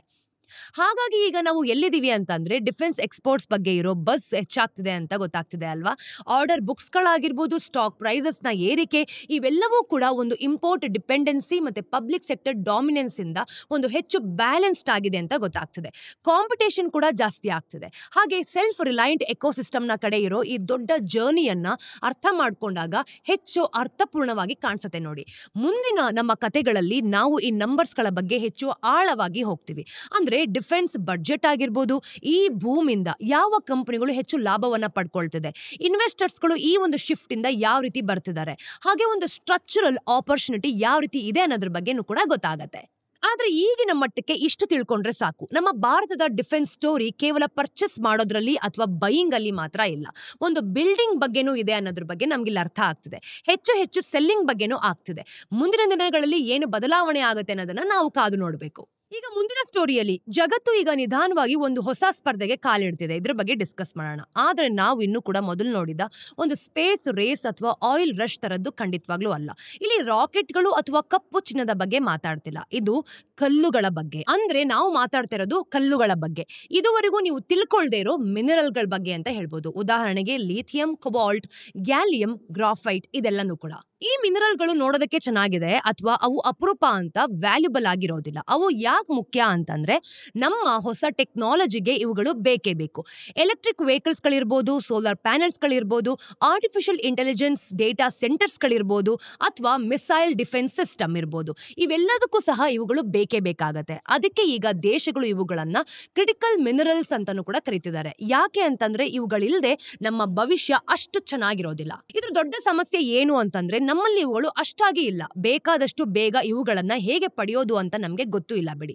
ಈಗ ಸಿಗುವ ಒಂದು ಸಪ್ಲೈನ ಹೆಚ್ಚಿನ ಭಾಗವನ್ನ ಚೈನಾದಿಂದನೇ ನಾವು ಜಾಸ್ತಿ ತರಿಸ್ಕೊಳ್ತಾ ಇದೀವಿ. ಅದಕ್ಕೆ ಚೈನಾ ತುಂಬಾ ಕಂಟ್ರೋಲ್ ಮಾಡ್ತಿದೆ ಅಂತಾನೂ ಹೇಳ್ಬೋದು. ಇದು ಸುಮ್ಮನೆ ಒಂದು ಥಿಯರಿ ಅಲ್ಲ, ಇದು ನಿಜವಾದ ಫ್ಯಾಕ್ಟ್. ಅಂದ್ರೆ ಇನ್ನು ಹೆಚ್ಚು ಹೆಚ್ಚು ದೇಶಗಳು ಗ್ರೀನ್ ಎನರ್ಜಿಗೆ ಬದಲಾಗ್ತಾ ಇದೆ. ಹೊಸ ಟೆಕ್ನಾಲಜಿಗಳು ಮಾಡ್ತಾ ತಮ್ಮ ಡಿಫೆನ್ಸ್ ಸಿಸ್ಟಮ್ಗಳನ್ನ ಸ್ಟ್ರಾಂಗ್ ಮಾಡ್ತಾ ಹೋದಂತೆ ಈ ಮಿನರಲ್ಗಳಿಗೆ ಡಿಮ್ಯಾಂಡ್ ಕೂಡ ಜಾಸ್ತಿ ಆಗ್ತಿದೆ. ಈಗ ಇಡೀ ಪ್ರಪಂಚ ಇವುಗಳನ್ನ ಪಡೆಯೋದಕ್ಕೆ ಒಂದು ರೀತಿ ಗ್ಲೋಬಲ್ ಸ್ಕ್ರಾಂಬಲ್ಗೆ ಒಳಗಾಗ್ತದೆ ನೋಡಿ. ಇದೆಲ್ಲದರ ಹಿನ್ನೆಲೆಯಲ್ಲಿ ಇಂಟರ್ನ್ಯಾಷನಲ್ ಎನರ್ಜಿ ಏಜೆನ್ಸಿ ಒಂದು ಹೊಸ ರಿಪೋರ್ಟ್ ನ ಹೊರ ಹಾಕಿದೆ ನೋಡಿ. ಅದ್ರ ಹೆಸರು ಗ್ಲೋಬಲ್ ಕ್ರಿಟಿಕಲ್ ಮಿನರಲ್ಸ್ ಔಟ್ಲುಕ್ 2025 ಅಂತ ಹೇಳ್ಬೋದು. ಇದು ತುಂಬಾನೇ ಡೀಟೇಲ್ಡ್ ಆಗಿದೆ. ಅಂದ್ರೆ ಪ್ರಪಂಚದ ಮುಖ್ಯವಾದ ಮಿನರಲ್ ಸಪ್ಲೈ ಚೈನ್ಸ್ ಹೇಗೆ ರೂಪುಗೊಳ್ತಾ ಇದೆ ಮತ್ತೆ ನಾವು ಎಷ್ಟು ಅನ್ಪ್ರಿಪೇರ್ಡ್ ಆಗಿದೀವಿ ಅನ್ನೋದನ್ನ ತಿಳಿಸುತ್ತೆ. ಬನ್ನಿ ಇದ್ರ ಬಗ್ಗೆ ನಿಧಾನವಾಗಿ ಮಾತಾಡೋಣ. ಮೊದಲಿಗೆ ನಾವು ಅರ್ಥ ಮಾಡ್ಕೊಳ್ಬೇಕಾದ ವಿಷಯ ಏನು ಅಂತಂದ್ರೆ ಈ ಇಡೀ ಇಂಡಸ್ಟ್ರಿ ಎಷ್ಟು ಕಾನ್ಸಂಟ್ರೇಟೆಡ್ ಆಗಿದೆ, ಹಾಗೇನೆ ಎಷ್ಟು ಇದರ ಒಂದು ಹೆಚ್ಚಿನ ಕ್ರಿಟಿಕಲ್ ಮಿನರಲ್ಗಳಿದ್ರಲ್ಲಿದೆ ಅಂತ. ಮೈನಿಂಗ್, ರಿಫೈನಿಂಗ್ ಹಾಗೆ ಪ್ರಾಸೆಸಿಂಗ್ ಕೆಲವು ದೇಶಗಳಲ್ಲಿ ಮಾತ್ರ ನಡೀತಾ ಇರೋದು. ಅದರಲ್ಲಿ ಚೈನಾ ಹೆಚ್ಚಾಗಿ ಕಾನ್ಸಂಟ್ರೇಟೆಡ್ ಆಗಿದೆ. ಇದು ಬರೀ ನೈಸರ್ಗಿಕವಾಗಿ ಎಲ್ಲಿ ಸಿಗತ್ತೆ ಅನ್ನೋದ್ರ ಬಗ್ಗೆ ಅಲ್ಲ, ಅದು ಮೈನಿಂಗ್ ನಿಂದ ಹಿಡಿದು ರಿಫೈನರಿ ಮೂಲಕ ಫೈನಲ್ ಪ್ರಾಡಕ್ಟ್ಸ್ ತನಕ ಇಡೀ ಸಪ್ಲೈ ಚೈನ್ ಯಾರ ಕಂಟ್ರೋಲ್ ನಲ್ಲಿ ಇದೆ ಅನ್ನೋದು ಮುಖ್ಯ. ಒಂದ್ಸಲ ನೀವು ಈ ಚೈನ್ ನ ಮೇಲೆ ಕಂಟ್ರೋಲ್ ಪಡೆದ್ರೆ ನಿಮ್ಗೆ ಹಲವು ಅಡ್ವಾಂಟೇಜ್ಗಳು ಸಿಗತ್ತೆ. ಅವುಗಳನ್ನ ಸೋಲ್ಸೋದು ಕಷ್ಟ ಅಂತಾನೆ ಹೇಳ್ಬೋದು. ನೀವು ಮಿನರಲ್ಗಳನ್ನ ಎಕ್ಸ್ಟ್ರಾಕ್ಟ್ ಮಾಡೋದ್ರಲ್ಲಿ ಹೆಚ್ಚು ಎಕ್ಸ್ಪರ್ಟ್ ಆಗ್ತೀರಾ. ಹೆಚ್ಚು ಪ್ರಮಾಣದಲ್ಲಿ ಕೆಲಸ ಮಾಡೋದ್ರಿಂದ ಕಾಸ್ಟ್ ಕಡಿಮೆ ಆಗತ್ತೆ. ಮತ್ತೆ ಬೇರೆಯವರು ಕೂಡ ಫಾಲೋ ಮಾಡಬೇಕಾದ ಸ್ಟ್ಯಾಂಡರ್ಡ್ಸ್ಗಳು ನೀವೇ ಸೆಟ್ ಮಾಡ್ತೀರಾ. ಹಾಗಾಗಿ ಬೇರೆ ದೇಶಗಳು ಈ ಇಂಡಸ್ಟ್ರಿಗೆ ಕಾಲಿಡಬೇಕು ಅಂತಂದ್ರೆ ಅದು ತುಂಬಾನೇ ಕಷ್ಟ. ಅವರಿಗೆ ಆಪರೇಷನ್ಸ್ಗಳು ಶುರು ಮಾಡೋದಕ್ಕೆ ಹೆಚ್ಚು ಹಣ ಬೇಕಾಗತ್ತೆ, ಹೆಚ್ಚು ಕಾಸ್ಟ್ ಕೂಡ ಬರತ್ತೆ. ಹಾಗೆಯೇ IEA ಹೇಳುವಂತೆ ನೀವು ಹೊಸದಾಗಿ ಈ ಮಾರ್ಕೆಟ್ಗೆ ಬರಬೇಕು ಅಂತಂದ್ರೆ ಈಗಾಗಲೇ ಇಲ್ದಿರೋರ್ಗಿಂತನೂ ಕೂಡ ಕನಿಷ್ಠ ಪಕ್ಷ 50% ಹೆಚ್ಚು ಕ್ಯಾಪಿಟಲ್ ಬೇಕಾಗತ್ತೆ. ಇದೆಲ್ಲದಕ್ಕಿಂತ ಕೆಟ್ಟ ವಿಷಯ ಅಂತಂದ್ರೆ ಈ ಮಾರ್ಕೆಟ್ಗಳಲ್ಲಿ ನಿಮ್ಗೆ ಅಷ್ಟಾಗಿ ಪ್ರೈಸಿಂಗ್ ಪವರ್ ಸಿಗಲ್ಲ. ಕ್ರಿಟಿಕಲ್ ಮಿನರಲ್ಸ್ ಅನ್ನ ಕಮಾಡಿಟೀಸ್ ರೀತಿ ವ್ಯಾಪಾರ ಮಾಡಲಾಗುತ್ತೆ. ಅಂದ್ರೆ ಬೆಲೆಗಳು ಗ್ಲೋಬಲ್ ಡಿಮ್ಯಾಂಡ್ ಮತ್ತೆ ಸಪ್ಲೈ ಆಧಾರದ ಮೇಲೆ ಏರಿಳಿತ ಆಗ್ತಾ ಇರುತ್ತೆ. ನೀವು ಅವುಗಳನ್ನ ಎಷ್ಟು ಚೆನ್ನಾಗಿ ಅಥವಾ ಕ್ಲೀನ್ ಆಗಿ ಉತ್ಪಾದಿಸ್ತೀರಾ ಅನ್ನೋದ್ರ ಮೇಲೆ ಅಲ್ಲ. ಒಂದು ವೇಳೆ ಬೆಲೆಗಳು ತುಂಬಾ ಇಳಿದ್ರೆ ನಿಮ್ಮ ಬಿಸ್ನೆಸ್ ರಾತ್ರೋರಾತ್ರಿ ನಿಲ್ಲಿಸಬೇಕಾಗತ್ತೆ. ಅದಕ್ಕೆ ಅನೇಕ ಪೊಟೆನ್ಷಿಯಲ್ ಪ್ರೊಡ್ಯೂಸರ್ಸ್ ಪ್ರಯತ್ನಿಸಿದ್ರು ಕೂಡ ಸಿಗಲ್ಲ. ಅವ್ರಿಗೆ ಅಷ್ಟು ರಿಸ್ಕ್ ತಗೊಳ್ಳೋದು ಕೂಡ ರೆಡಿ ಇರೋಲ್ಲ. ಹಾಗಾಗಿ ಅನೇಕ ಸರ್ಕಾರಗಳು ನಮ್ಮ ದೇಶದ ಪ್ರೊಡ್ಯೂಸರ್ಸ್ಗೆ ಹೇಗೆ ಬೆಂಬಲ ನೀಡೋದು ಅಂತ ಯೋಚಿಸೋದಕ್ಕೆ ಶುರು ಮಾಡ್ಕೊಂಡಿದೆ. ಕೆಲವು ಉಪಾಯಗಳು ತುಂಬಾ ಸಿಂಪಲ್ ಆಗಿದೆ. ಅಂದ್ರೆ ತುಂಬಾ ಕಡಿಮೆ ರೇಟ್ಗೆ ಲೋನ್ಸ್ಗಳು ಕೊಡೋದಾಗಿರ್ಬೋದು ಅಥವಾ ಫೈನಾನ್ಸಿಂಗ್ ಕೊಡೋದಾಗಿರ್ಬೋದು. ಆದ್ರೆ ಬರೀ ಹಣ ಮಾತ್ರ ಯಾವುದಕ್ಕೂ ಕೂಡ ಸಾಕಾಗಲ್ಲ. ಯಾಕೆ ಅಂತಂದ್ರೆ ಈ ಮಾರ್ಕೆಟ್ ತುಂಬಾ ಕಾನ್ಸಂಟ್ರೇಟೆಡ್. ಕೆಲವು ಸ್ಟ್ರಾಟಜಿಕ್ ರಿಸ್ಕ್ಗಳಿದೆ. ಉದಾಹರಣೆಗೆ ಈಗಾಗಲೇ ದೊಡ್ಡದಾಗಿರೋ ಕಂಪನಿಗಳಿಂದ ಪ್ರೈಸ್ ಮ್ಯಾನಿಪುಲೇಷನ್ ಅಥವಾ ಇದ್ದಕ್ಕಿದ್ದ ಹಾಗೆ ಎಕ್ಸ್ಪೋರ್ಟ್ ರಿಸ್ಟ್ರಿಕ್ಷನ್ಸ್ಗಳು ಕೂಡ ಹಾಕ್ಬೋದು. ಹಾಗಾಗಿ ದೇಶಗಳು ತಮ್ಮ ಒಂದು ಲೋಕಲ್ ಕಂಪನಿಗಳು ಬದುಕೋದಕ್ಕೆ ಮತ್ತೆ ಬೆಳೆಯೋದಕ್ಕೆ ಸಹಾಯ ಮಾಡಬೇಕಾದ್ರೆ ಇನ್ನೂ ಹೆಚ್ಚು ಕ್ರಿಯೇಟಿವ್ ಟೂಲ್ಸ್ ಗಳನ್ನು ಕೂಡ ತಗೋಬರ್ಬೇಕಾಗತ್ತೆ. ಅಂತಹ ಒಂದು ಟೂಲ್ ಸರ್ಟಿಫಿಕೇಶನ್. ಇದರ ಒಂದು ಉದ್ದೇಶ ಹೀಗಿದೆ ಅಂತ ಹೇಳ್ಬೋದು. ಒಂದು ಹೊಸ ಕಂಪನಿ ಮಿನರಲ್ಸ್ ಅನ್ನ ಈಗಿರೋವರೆಗೆ ಒಂದು ಕ್ಲೀನರ್, ಸೇಫರ್ ಆಗಿ ಅಥವಾ ಹೆಚ್ಚು ಸೋಷಿಯಲಿ ರೆಸ್ಪಾನ್ಸಿಬಲ್ ಆಗಿ ಮೈನಿಂಗ್ ಮಾಡಿದ್ರೆ ಅದನ್ನ ಪ್ರೂವ್ ಮಾಡೋದಕ್ಕೆ ಒಂದು ಮಾರ್ಗ ಇರಲೇಬೇಕಾಗತ್ತೆ. ಮತ್ತೆ ಒಮ್ಮೆ ಅದು ವೆರಿಫೈ ಆದ ನಂತರ ಅವ್ರಿಗೆ ಹೆಚ್ಚಿನ ಬೆಲೆ ಕೊಡೋದಕ್ಕೆ ಅವಕಾಶನ ಕೂಡ ಕೊಡಬೇಕು. ಇದನ್ನ ಸಾಮಾನ್ಯವಾಗಿ ಗ್ರೀನ್ ಪ್ರೀಮಿಯಂ ಅಂತ ಕರೆಯಲಾಗುತ್ತೆ. ನಿಕೆಲ್ ಉದಾಹರಣೆಗೆ ತಗೊಳ್ಳಿ. ಅವರ ಒಂದು ಅಗ್ರ 3 ಉತ್ಪಾದಿಸುವಂತಹ ದೇಶಗಳ ಹೊರತಾಗಿ 80% ನಿಕೆಲ್ ಪ್ರಾಜೆಕ್ಟ್ಸ್ಗಳು ಇಂದಿನ ಬೆಲೆಗಳಲ್ಲಿ ಸರ್ವೈವ್ ಆಗ್ತಾನೆ ಇಲ್ಲ. ಆದ್ರೆ ಆ ಒಂದು ಟಾಪ್ ಪ್ಲೇಯರ್ ಲಿಸ್ಟ್ ಅನ್ನು ನಾವು ನೋಡಿದಾಗ ಅನೇಕರು ಪೊಲ್ಯೂಟಿಂಗ್ ಪ್ರಾಸೆಸ್ ಆಗುತ್ತೆ ಅಂತಾನೂ ಬಳಸ್ತಾರೆ. ಒಂದು ವೇಳೆ ಹೆಚ್ಚು ಕ್ಲೀನ್ ಆದ ಪ್ರೊಡ್ಯೂಸರ್ಸ್ಗಳಿಗೆ ಆ ಪ್ರೀಮಿಯಂ ಸಿಕ್ಕಿದ್ರೆ ಅದು 80% ಹೆಚ್ಚು ಸಪ್ಲೈ ಸಿಗುವಂತೆ ಕೂಡ ಮಾಡ್ಬೋದು. ಇನ್ನೊಂದು ವಿಧಾನ ಕ್ಯಾಪ್ ಅಂಡ್ ಫ್ಲೋರ್ ಮಾಡೆಲ್ ಅಂತ ಹೇಳ್ಬೋದು. ಇದು ಹೇಗೆ ಕೆಲಸ ಮಾಡುತ್ತೆ ಅಂತಂದ್ರೆ ಮಾರ್ಕೆಟ್ ಪ್ರೈಸಸ್ ಒಂದು ನಿರ್ದಿಷ್ಟ ಮಟ್ಟಕ್ಕಿಂತ ಕೆಳಗೆ ಇಳಿದ್ರೆ ಸರ್ಕಾರ ಪ್ರೊಡ್ಯೂಸರ್ಸ್ಗೆ ಸಹಾಯ ಮಾಡೋದಾಗಿ ಭರವಸೆ ಕೊಡುತ್ತೆ. ಇದಕ್ಕೆ ಪ್ರತಿಯಾಗಿ ಬೆಲೆಗಳು ಒಂದು ಫಿಕ್ಸ್ಡ್ ರೇಟ್ ಕ್ಯಾಪ್ಗಿಂತ ಹೆಚ್ಚಾದ್ರೆ ಪ್ರೊಡ್ಯೂಸರ್ ಆ ಒಂದು ಹೆಚ್ಚುವರಿ ಹಣದಲ್ಲಿ ಸ್ವಲ್ಪ ಭಾಗವನ್ನ ಸರ್ಕಾರಕ್ಕೆ ವಾಪಸ್ ಕೊಡಬೇಕಾಗತ್ತೆ. ಇದು ಪ್ರೊಡ್ಯೂಸರ್ಸ್ಗಳನ್ನ ಒಂದು ಕೆಟ್ಟ ರಿಸ್ಕ್ಗಳಿಂದ ರಕ್ಷಿಸುತ್ತೆ ಕೂಡ. ಹಾಗೆ ವಿಷಯಗಳನ್ನ ಚೆನ್ನಾಗಿ ನಡೆದ್ರೆ ಸರ್ಕಾರಗಳು ಕೂಡ ಕೆಲವು ಕಾಸ್ಟ್ಗಳನ್ನ ಮರಳಿ ಪಡೆಯೋದಕ್ಕೆ ಸಹಾಯ ಮಾಡುತ್ತೆ. ಮಾಡುತ್ತಂತೆ. ಇದು ಸರ್ಕಾರಗಳು ಈಗಾಗಲೇ ರಿನ್ಯೂವಬಲ್ ಎನರ್ಜಿ ಪ್ರಾಜೆಕ್ಟ್ಗಳಿಗೆ ಹೇಗೆ ಬೆಂಬಲ ನೀಡುತ್ತೆ ಅನ್ನೋದಕ್ಕೂ ಕೂಡ ಕಂಪೇರ್ ಮಾಡಬಹುದು. ಮತ್ತೆ ಪರ್ಚೇಸ್ ಕಮಿಟ್ಮೆಂಟ್ ಅನ್ನ ಒಂದು ಕಲ್ಪನೆ ಇಟ್ಕೊಂಡಿದೆ. ಸರ್ಕಾರಗಳು ಒಂದು ಮಿನರಲ್ ನ ನಿರ್ದಿಷ್ಟ ಪ್ರಮಾಣವನ್ನ ಒಂದು ಪ್ರೊಡ್ಯೂಸರ್ ಗಳಿಂದಾನೇ ಪರ್ಚೇಸ್ ಮಾಡಬೇಕಾಗತ್ತೆ. ಈಗ ಗ್ಯಾರಂಟಿ ಕೂಡ ಇಲ್ಲಿ ಕೊಡಬಹುದು. ಅವರು ಮೂಲಭೂತ ಸ್ಟ್ಯಾಂಡರ್ಡ್ಸ್ ಗಳನ್ನ ಪೂರೈಸಿದ್ರೆ ಸಾಕು. ಇದು ಕಂಪನಿಗಳಿಗೆ ಇನ್ವೆಸ್ಟ್ ಮಾಡೋದಕ್ಕೆ ಕಾನ್ಫಿಡೆನ್ಸ್ ಕೂಡ ಕೊಡುತ್ತೆ. ಯಾಕೆ ಅಂದ್ರೆ ಅವರು ಉತ್ಪಾದಿಸೋದನ್ನ ಯಾರಾದ್ರೂ ಕೂಡ ಪರ್ಚೇಸ್ ಮಾಡೋದಕ್ಕೆ ರೆಡಿ ಇದ್ದಾರೆ ಅಂತ ಅವರು ಕೂಡ ಗೊತ್ತಾಗುತ್ತೆ ಅಲ್ವಾ. ಇವೆಲ್ಲ ಏನೇ ಮಾಡಿದ್ರು ಸಂಪೂರ್ಣವಾಗಿ ಸಮಸ್ಯೆಗಳು ಪರಿಹಾರ ಆಗೋದಿಲ್ಲ. ಪ್ರತಿಯೊಂದಕ್ಕೂ ಕೂಡ ಅದರದೇ ಆದ ಒಂದು ಟ್ರೇಡ್ ಆಫ್ಸ್ ಇದೆ. ನೀವೇನಾದ್ರೂ ಮಾರ್ಕೆಟ್ ಅಲ್ಲಿ ಗೊತ್ತಿಲ್ಲದೆ ನಿಮ್ಮ ಒಂದು ಹಸ್ತಕ್ಷೇಪ ಮಾಡ್ತೀರಾ ಅಂತ ಅನ್ಕೊಳ್ಳಿ, ನಿಮ್ಗೆ ಗೊತ್ತಿಲ್ಲದಿರೋ ಹಾಗೆ ಒಂದು ಅನ್ಫೇರ್ ಅಡ್ವಾಂಟೇಜಸ್ ಕೂಡ ಸೃಷ್ಟಿಸಬಹುದು. ಆದ್ರೆ ದೇಶಗಳು ಈಗ ಈ ಒಂದು ಮಿನರಲ್ ಸೆಕ್ಯೂರಿಟಿ ಬಗ್ಗೆ ಎಷ್ಟು ಗಂಭೀರವಾಗಿ ಯೋಚಿಸ್ತಾ ಇದೆ ಮತ್ತೆ ಅದನ್ನ ರಕ್ಷಿಸಬೇಕು ಅಂತ ಎಷ್ಟು ದೂರ ಹೋಗೋದಕ್ಕೂ ಕೂಡ ರೆಡಿ ಇದೆ ಅನ್ನೋದನ್ನ ಇಲ್ಲೇ ತೋರಿಸ್ತಾ ಇದೆ ನೋಡಿ. ಈಗ ಬ್ಯಾಟರಿಗಳ ಬಗ್ಗೆ ಮಾತಾಡೋಣ. ಕೆಲವು ವರ್ಷಗಳ ಹಿಂದೆ ಪ್ರಪಂಚದ ಬಹುತೇಕ ಎಲ್ಲ ಎಲೆಕ್ಟ್ರಿಕ್ ವೆಹಿಕಲ್ಸ್ಗಳು ಒಂದು ನಿರ್ದಿಷ್ಟ ರೀತಿಯ ಬ್ಯಾಟರಿಗಳ ಮೇಲೆ ಓಡಾಡ್ತಿತ್ತು. ಅವು ನಿಕೆಲ್, ಮ್ಯಾಂಗನೀಸ್ ಮತ್ತೆ ಕೊಬಾಲ್ಟ್ ಅಥವಾ NMC ಬ್ಯಾಟರಿಗಳು. ಆದ್ರೆ ಅದ್ರ ಮೇಲೆ ನಾವೆಲ್ಲ ನೋಡಿದಾಗ ಈ ಒಂದು ಮೆಟಲ್ಗಳ ಪ್ರೈಸ್ ತುಂಬಾ ಕಾಸ್ಟ್ಲಿ ಆಗೋಯ್ತು. ಯಾಕೆಂದ್ರೆ ಪ್ರತಿಯೊಂದು ಕೂಡ ಇದ್ರ ಮೇಲೆ ಡಿಪೆಂಡ್ ಆಗಿದೆ ಅಂತ. ಆಗ ಕಂಪನಿಗಳು ಬೇರೆ ಆಲ್ಟರ್ನೇಟಿವ್ಸ್ ಅನ್ನ ಹುಡುಕ್ಬೇಕಾಗಿತ್ತು ಮತ್ತೆ ಅವರು ಅದನ್ನ ಕಂಡುಹಿಡಿದ್ರು ಕೂಡ. ಅಲ್ಲಿಗೆ ಬಂದದ್ದು LFP ಬ್ಯಾಟರೀಸ್. ಇದನ್ನ ನಾವು ಲಿಥಿಯಂ ಐರಾನ್ ಫಾಸ್ಫೇಟ್ ಅಂತ ಶಾರ್ಟ್ ಟರ್ಮ್ ಅಲ್ಲಿ ಕರಿತೀವಿ ನೋಡಿ. ಅವು ಬೇಗನೆ ಹೊಸ ಫೇವ್ರೆಟ್ ಕೂಡ ಆಗೋಯ್ತು. ಇವು ಗ್ಲೋಬಲಿ ನಾವು ನೋಡಿದಾಗ ಮಾರಾಟ ಆಗೋ ಸುಮಾರು ಅರ್ಧದಷ್ಟು EVಗಳು LFP ಬ್ಯಾಟರಿಗಳ ಮೇಲೆ ಓಡತ್ತೆ ಅಂತ ಹೇಳ್ಬೋದು. ಇನ್ನೊಂದು ಹೊಸ ರೀತಿಯ ಸೋಡಿಯಂ ಅಯಾನ್ ಬ್ಯಾಟರೀಸ್ಗಳು ಕೂಡ ಈಗ ಪಾಪ್ಯುಲರ್ ಆಗ್ತಾ ಇದೆ. ಇವುಗಳಿಗೆ ಲಿಥಿಯಂ ಕೂಡ ಬೇಕಾಗಿಲ್ಲ. ಇದು ನಿಜವಾಗ್ಲೂ ಕೂಡ ದೊಡ್ಡ ಬದಲಾವಣೆ. ಯಾಕೆ ಅಂದ್ರೆ ಇದು ಹೆಚ್ಚು ವಿವಾದಿತ ಮಿನರಲ್ಸ್ ಗಳಲ್ಲಿ ಒಂದು ಸಂಪೂರ್ಣವಾಗಿ ಬೈಪಾಸ್ ಮಾಡ್ತಾ ಇದೆ ನೋಡಿ. ಈ ಬದಲಾವಣೆ ಬರೀ ಪರ್ಫಾರ್ಮೆನ್ಸ್ ಅಥವಾ ಕಾಸ್ಟ್ ಮಾತ್ರ ಕಾರಣ ಆಗಲ್ಲ, ಅವೈಲೇಬಿಲಿಟಿ ಕೂಡ ಮುಖ್ಯ ಅಂತ ಹೇಳ್ಬೋದು. ಒಂದು ಬ್ಯಾಟರಿಯನ್ನ ದೊಡ್ಡ ಮಟ್ಟದಲ್ಲಿ ಮಾಡಬೇಕಾದ್ರೆ ಅದರ ಸ್ಕೇಲ್, ಅದಕ್ಕೆ ಬೇಕಾಗೋ ಮೆಟೀರಿಯಲ್ಸ್ ದೊಡ್ಡ ಪ್ರಮಾಣದಲ್ಲಿ ಸಿಗುತ್ತೆ ಅಂತ ನಾವು ಅದನ್ನ ಕನ್ಫರ್ಮ್ ಮಾಡ್ಕೊಳ್ಬೇಕು. ಹಾಗಾಗಿ ಈಗ ಬ್ಯಾಟರಿ ಕೆಮಿಸ್ಟ್ರಿನ ನಾವು ನೋಡಿದಾಗ ಹೆಚ್ಚು ಎಫಿಷಿಯಂಟ್ ಯಾವುದು ಅನ್ನೋದಕ್ಕಿಂತ ಯಾವ ಮಿನರಲ್ ಸುಲಭವಾಗಿ ಸಿಗುತ್ತೆ ಅನ್ನೋದ್ರ ಮೇಲೆ ನಿರ್ಧಾರ ಮಾಡ್ಕೊಳ್ಳಲಾಗುತ್ತೆ. ಇದಕ್ಕೆ ಎರಡು ಇಂಪ್ಲಿಕೇಶನ್ಸ್ ಗಳಿದೆ. ಮೊದಲನೇದು, ಬೇರೆ ಬೇರೆ ದೇಶಗಳು ಈ ಒಂದು ಹೊಸ ಬ್ಯಾಟರಿ ಸಪ್ಲೈ ಚೈನ್ಸ್ ಅನ್ನ ಬೇರೆ ಬೇರೆ ಭಾಗಗಳಲ್ಲಿ ಸ್ಟ್ರಾಂಗ್ ಮಾಡ್ತಾ ಇದೆ. ಹಾಗಾಗಿ ನಾವು ಕೇವಲ ಒಂದು ಟೆಕ್ನಾಲಜಿಯಲ್ಲಿ ಕಾಂಪೀಟ್ ಮಾಡ್ತಿಲ್ಲ, ಇದರ ಆಕ್ಸೆಸ್ ಗಾಗಿನೂ ಕೂಡ ಕಾಂಪೀಟ್ ಮಾಡ್ತಾ ಇದೀವಿ. ಎರಡನೇದು, ಯಾವ ಸಪ್ಲೈ ಚೈನ್ ಫಾಸ್ಟ್ ಆಗಿ ಬೆಳೆಯುತ್ತೋ ಮತ್ತು ಒಂದು ಗ್ಲೋಬಲ್ ಮಾರ್ಕೆಟ್ ಸಪೋರ್ಟ್ ಮಾಡಬಲ್ಲದೋ ಅನ್ನೋದು. ಅದು ಮುಂದಿನ ಹಲವು ವರ್ಷಗಳವರೆಗೆ ಬ್ಯಾಟರಿ ಇನೋವೇಷನ್ ದಿಕ್ಕನ್ನ ನಿರ್ಧರಿಸುತ್ತೆ. ಸದ್ಯಕ್ಕೆ ಚೈನಾ ಈ ಸ್ಪರ್ಧೆಯಲ್ಲಿ ತುಂಬಾ ಮುಂದಿದೆ ಬಿಡಿ. ಇದು LFP ಬ್ಯಾಟರಿಗಳ ಸಪ್ಲೈ ಚೈನ್ ಅನ್ನ ತುಂಬಾ ಪ್ರಾಬಲ್ಯ ಮಾಡ್ಕೊಂಡಿದೆ. ಅದು ಎಷ್ಟು ಮುಂದಿದೆ ಅಂತಂದ್ರೆ ಹತ್ರಕ್ಕೂ ಕೂಡ ಯಾರು ಹೋಗಕ್ಕಾಗ್ತಿಲ್ಲ. ಅದು ಮ್ಯಾನುಫ್ಯಾಕ್ಚರಿಂಗ್, ರಾ ಮೆಟೀರಿಯಲ್ಸ್ ಮತ್ತೆ ಪ್ರೈಸಿಂಗ್ ಎಲ್ಲವನ್ನೂ ಕೂಡ ಕಂಟ್ರೋಲ್ ಮಾಡ್ತಾ ಬರ್ತಿದೆ.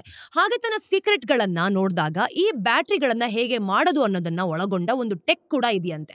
ಈ ಒಂದು ಎಲ್ಲ ಸೀಕ್ರೆಟ್ ಗಳನ್ನ ಚೈನಾ ತುಂಬಾ ಕೇರ್ಫುಲ್ ಆಗಿ ಕಾಪಾಡ್ಕೊಳ್ತಿದೆ. ಇದು ಬೇರೆ ದೇಶಗಳಿಗೆ ಅವರನ್ನ ಹಿಂಬಾಲಿಸೋದು ಅಥವಾ ಡೈವರ್ಸಿಫೈ ಆಗೋದು ಕೂಡ ತುಂಬಾ ಕಷ್ಟ ಮಾಡ್ಕೊಳ್ತಾ ಇದೆ. ಇನ್ನು ಸೋಡಿಯಂ ಅಯಾನ್ ಬ್ಯಾಟರೀಸ್ ಕತೆ ಸ್ವಲ್ಪ ಬೇರೆನೇ ಇದೆ ಬಿಡಿ. ಇವು ಆರಂಭಿಕ ಹಂತದಲ್ಲಿದೆ ಮತ್ತೆ ದೊಡ್ಡ EVಗಳನ್ನ ಓಡಿಸೋದಕ್ಕೆ ಅಷ್ಟು ಪವರ್ಫುಲ್ ಆಗಿಲ್ಲ. ಆದ್ರೆ ಅವು ಸಣ್ಣ ವೆಹಿಕಲ್ಸ್ ಗಳನ್ನ ಮಾಡ್ಕೊಳ್ಬಹುದು. ಉದಾಹರಣೆಗೆ ಸ್ಕೂಟರ್ಸ್ ಮತ್ತೆ 3 ವೀಲರ್ಸ್ ಸೂಕ್ತವಾಗಿ ಇದರಿಂದ ಓಡಾಡತ್ತೆ. ಭಾರತದಂತಹ ದೇಶಗಳಲ್ಲಿ ಇವುಗಳ ಮಾರ್ಕೆಟ್ ತುಂಬಾ ದೊಡ್ಡದಾಗಿದೆ. ಇನ್ನು ಬ್ಯಾಟರಿ ಮೇಕಿಂಗ್ ಪ್ರಾಸೆಸ್ ನಲ್ಲಿ ನೋಡಿದಾಗ ಚೈನಾ ಇನ್ನೂ ಕೂಡ ಡಾಮಿನೇಟ್ ಮಾಡ್ತಾ ಇದೆ. ಇನ್ನು ಸೋಡಿಯಂ ಅಯಾನ್ ಬ್ಯಾಟರಿಗಳಿಗೆ ಬೇಕಾಗೋ ರಾ ಮೆಟೀರಿಯಲ್ಸ್ ಹೆಚ್ಚು ವ್ಯಾಪಕವಾಗಿ ಸಿಗ್ತಾ ಇದೆ ಅಂತಾನೆ ಹೇಳ್ಬೋದು. ಇದರರ್ಥ ಸಪ್ಲೈ ಚೈನ್ ಅನ್ನ ಕಂಟ್ರೋಲ್ ಮಾಡೋದು ಕಷ್ಟ ಅಂತ. ಇದು ಬೇರೆ ಪ್ಲೇಯರ್ಸ್ಗೆ ಪಾರ್ಟಿಸಿಪೇಟ್ ಮಾಡೋದಕ್ಕೆ ಹೆಚ್ಚು ಆಪರ್ಚುನಿಟೀಸ್ ಕೂಡ ಕೊಡುತ್ತೆ. ಆದ್ರೂ ಅದು LFP ಆಗಿರ್ಲಿ, ಸೋಡಿಯಂ ಅಯಾನ್ ಆಗಿರ್ಲಿ ಅಥವಾ ಸಾಲಿಡ್ ಸ್ಟೇಟ್ ಬ್ಯಾಟರೀಸ್ ಅಂತಹ ಮುಂದಿನ ದೊಡ್ಡ ವಿಷಯವೇ ಆಗಿರ್ಲಿ, ಒಂದು ಸತ್ಯ ಮಾತ್ರ ಉಳಿಯುತ್ತೆ ನೋಡಿ. ಪ್ರಪಂಚದ ಬಹುತೇಕ ಎಲ್ಲ ಕ್ರಿಟಿಕಲ್ ಮಿನರಲ್ ಬೇಸ್ಡ್ ಸಪ್ಲೈ ಚೈನ್ಸ್ಗಳು ಚೈನಾದಿಂದನೇ ಕಾನ್ಸಂಟ್ರೇಟೆಡ್ ಆಗಿದೆ ಅಂತ.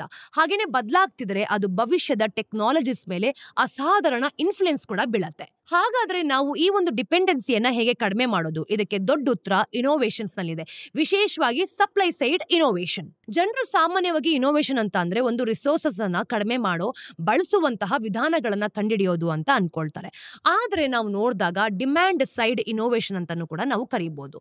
ಉದಾಹರಣೆಗೆ ಕಳೆದ 10 ವರ್ಷಗಳಲ್ಲಿ ನಾವು ಸೋಲಾರ್ ಪ್ಯಾನೆಲ್ಗಳಲ್ಲಿ ಬೇಕಾಗುವಂತಹ ಸಿಲಿಕಾನ್ ಪ್ರಮಾಣವನ್ನ ಅರ್ಧಕ್ಕಿಂತ ಹೆಚ್ಚು ಕಡಿಮೆ ಮಾಡಿದೀವಿ. ಆದ್ರೆ IEA ಹೇಳೋ ಪ್ರಕಾರ ಇನ್ನೊಂದು ಕಡೆ ನೋಡೋದಾದ್ರೆ ಒಂದು ರಿಸೋರ್ಸ್ ಹೆಚ್ಚು ಪ್ರಮಾಣವನ್ನ ಮೊದಲಿನಿಂದನೇ ಹೇಗೆ ಮಾಡೋದನ್ನು ಸಹ ಇಲ್ಲಿ ತೋರಿಸ್ಕೊಡತ್ತೆ. ಈ ಕ್ಷೇತ್ರದಲ್ಲಿ ಕೆಲವು ಇನೋವೇಷನ್ಸ್ ನಿಜವಾಗ್ಲೂ ಕೂಡ ಎಕ್ಸೈಟಿಂಗ್ ಆಗಿದೆ ನೋಡಿ. ಅವುಗಳಲ್ಲಿ ಒಂದು ಡೈರೆಕ್ಟ್ ಲಿಥಿಯಂ ಎಕ್ಸ್ಟ್ರಾಕ್ಟಿಂಗ್, DLE ಅಂತ ಕರಿತೀವಿ. ಹೆಚ್ಚಿನ ಲಿಥಿಯಂ ಉಪ್ಪಿನ ಸರೋವರಗಳಲ್ಲಿ ತುಂಬಾ ಕಡಿಮೆ ಕಾನ್ಸಂಟ್ರೇಷನ್ಸ್ ಅಲ್ಲಿ ಸಿಗತ್ತೆ. ಇನ್ನು ಟ್ರೆಡಿಷನಲಿ ನೋಡೋದಾದ್ರೆ ಅದನ್ನ ಹೊರತೆಗೆಯುವ ವಿಧಾನ ಅಂದ್ರೆ ಸರೋವರದ ನೀರನ್ನ ಒಣಗಿಸಿ ಉಳಿದ ಲಿಥಿಯಂ ಸಾಲ್ಟ್ಸ್ ತಗೊಂಬಂದ್ ಕೊಡೋದು. ಆ ಒಂದು ಪ್ರಾಸೆಸ್ ತುಂಬಾ ನಿಧಾನ ಅಂತ ಹೇಳ್ಬೋದು, ಇನ್ ಎಫಿಷಿಯಂಟ್ ಮತ್ತೆ ಪರಿಸರಕ್ಕೇನು ಕೂಡ ತುಂಬಾ ಹಾನಿಕರ. ಆದ್ರೆ DLE ಒಂದಿಗೆ ನೀವು ಸರೋವರದ ನೀರನ್ನ ವಿಶೇಷದ ಫಿಲ್ಟರ್ಸ್ ಮೂಲಕ ಪಂಪ್ ಮಾಡ್ತೀರಾ, ಅದು ಬರೀ ಲಿಥಿಯಂ ಅನ್ನ ಮಾತ್ರ ಹೀರ್ಕೊಳ್ಳುತ್ತೆ. ಹಾಗೇನೆ ಉಳಿದ ನೀರನ್ನ ಮತ್ತೆ ಪಂಪ್ ಮಾಡ್ತೀರಾ, ಇದು ಹೆಚ್ಚು ಕ್ಲೀನ್ ಆಗಿದೆ. ಈಗಾಗಲೇ ಪ್ರಪಂಚದ 10% ಲಿಥಿಯಂ ಅನ್ನ ಈ ರೀತಿಯಲ್ಲಿ ಉತ್ಪಾದನೆ ಮಾಡಲಾಗ್ತಿದೆ. ಇನ್ನೊಂದು ದೊಡ್ಡ ಬ್ರೇಕ್ ಥ್ರೂ ಅಂತಂದ್ರೆ ನಾವು ಗ್ರಾಫೈಟ್ ಅನ್ನ ಹೇಗೆ ತಯಾರಿಸ್ತೀವಿ ಅನ್ನೋದ್ರಲ್ಲಿ. ನೋಡಿ, ಗ್ರಾಫೈಟ್ ಫಾಸ್ಟ್ ಚಾರ್ಜಿಂಗ್ ಬ್ಯಾಟರಿಗಳಿಗೆ ತುಂಬಾ ಮುಖ್ಯ. ಆದ್ರೆ ಅದನ್ನ ಉತ್ಪಾದಿಸೋದಕ್ಕೆ ಒಂದು ಪೆಟ್ ಕೋಕ್ ಅನ್ನ 3000 ಡಿಗ್ರಿ ಸೆಲ್ಸಿಯಸ್ ನಲ್ಲಿ ಬಿಸಿ ಮಾಡಬೇಕಾಗತ್ತೆ. ಸಾಮಾನ್ಯವಾಗಿ ಕಲ್ಲಿದ್ದಲನ್ನ ಸುಡೋದ್ರಿಂದ ಅದು ನಂಬಲಾಗದಷ್ಟು ಪೊಲ್ಯೂಟಿಂಗ್ ಆಗ್ತಾ ಇದೆ. ಈಗ ಹೊಸ ಟೆಕ್ನಾಲಜೀಸ್ ಇಂಡಕ್ಷನ್ ಅಥವಾ ಒಂದು ಇನ್ಸೈಡ್ ಔಟ್ ಫರ್ನಾನ್ಸಸ್ ನ ಬಳಸತ್ತೆ ಅಂತ ಹೇಳ್ಬೋದು. ಇದೆಲ್ಲನೂ ಕೂಡ ಒಂದು ಮೈಕ್ರೋವೇವ್ ತರ ಇರುತ್ತೆ. ಅವು ಕಡಿಮೆ ಎನರ್ಜಿನೂ ಕೂಡ ಬಳಸುತ್ತೆ. ಇನ್ನು ಎನರ್ಜಿ ಯೂಸ್ ಅನ್ನ ಅರ್ಧದಷ್ಟು ಕಡಿಮೆ ಮಾಡುತ್ತೆ. ಇನ್ನು ಮೈನಿಂಗ್ ಟೇಲಿಂಗ್ಸ್ ಅನ್ನ ಮರಳಿ ಉಪಯೋಗಿಸೋದು. ನೋಡಿ, ಮೈನಿಂಗ್ ಬಗ್ಗೆ ಒಂದು ಆಲೋಚನೆ ಇದೆ. ಮೈನಿಂಗ್ ಮಾಡಿದಾಗ ಬಹಳಷ್ಟು ವೇಸ್ಟ್ ಹೊರಗಡೆ ಬರುತ್ತೆ ಅಲ್ವಾ. ನೀವು ನಿಜವಾಗ್ಲೂ ಹೊರ ತೆಗೆಯುವ ಮಿನರಲ್ಗಳಿಂದ ನೋಡಿದಾಗ 10 ರಿಂದ 50 ಪಟ್ಟು ಹೆಚ್ಚು ವೇಸ್ಟ್ ಇರುತ್ತೆ. ಈ ವೇಸ್ಟಿಂಗ್ ನಾವು ಟೇಲಿಂಗ್ಸ್ ಅಂತ ಕರಿತೀವಿ. ಇದು ಸಾಮಾನ್ಯವಾಗಿ ದೊಡ್ಡ ಟಾಕ್ಸಿಕ್ ಪಾಂಡ್ಸ್ ಗಳಲ್ಲಿ ಸಿಗತ್ತೆ.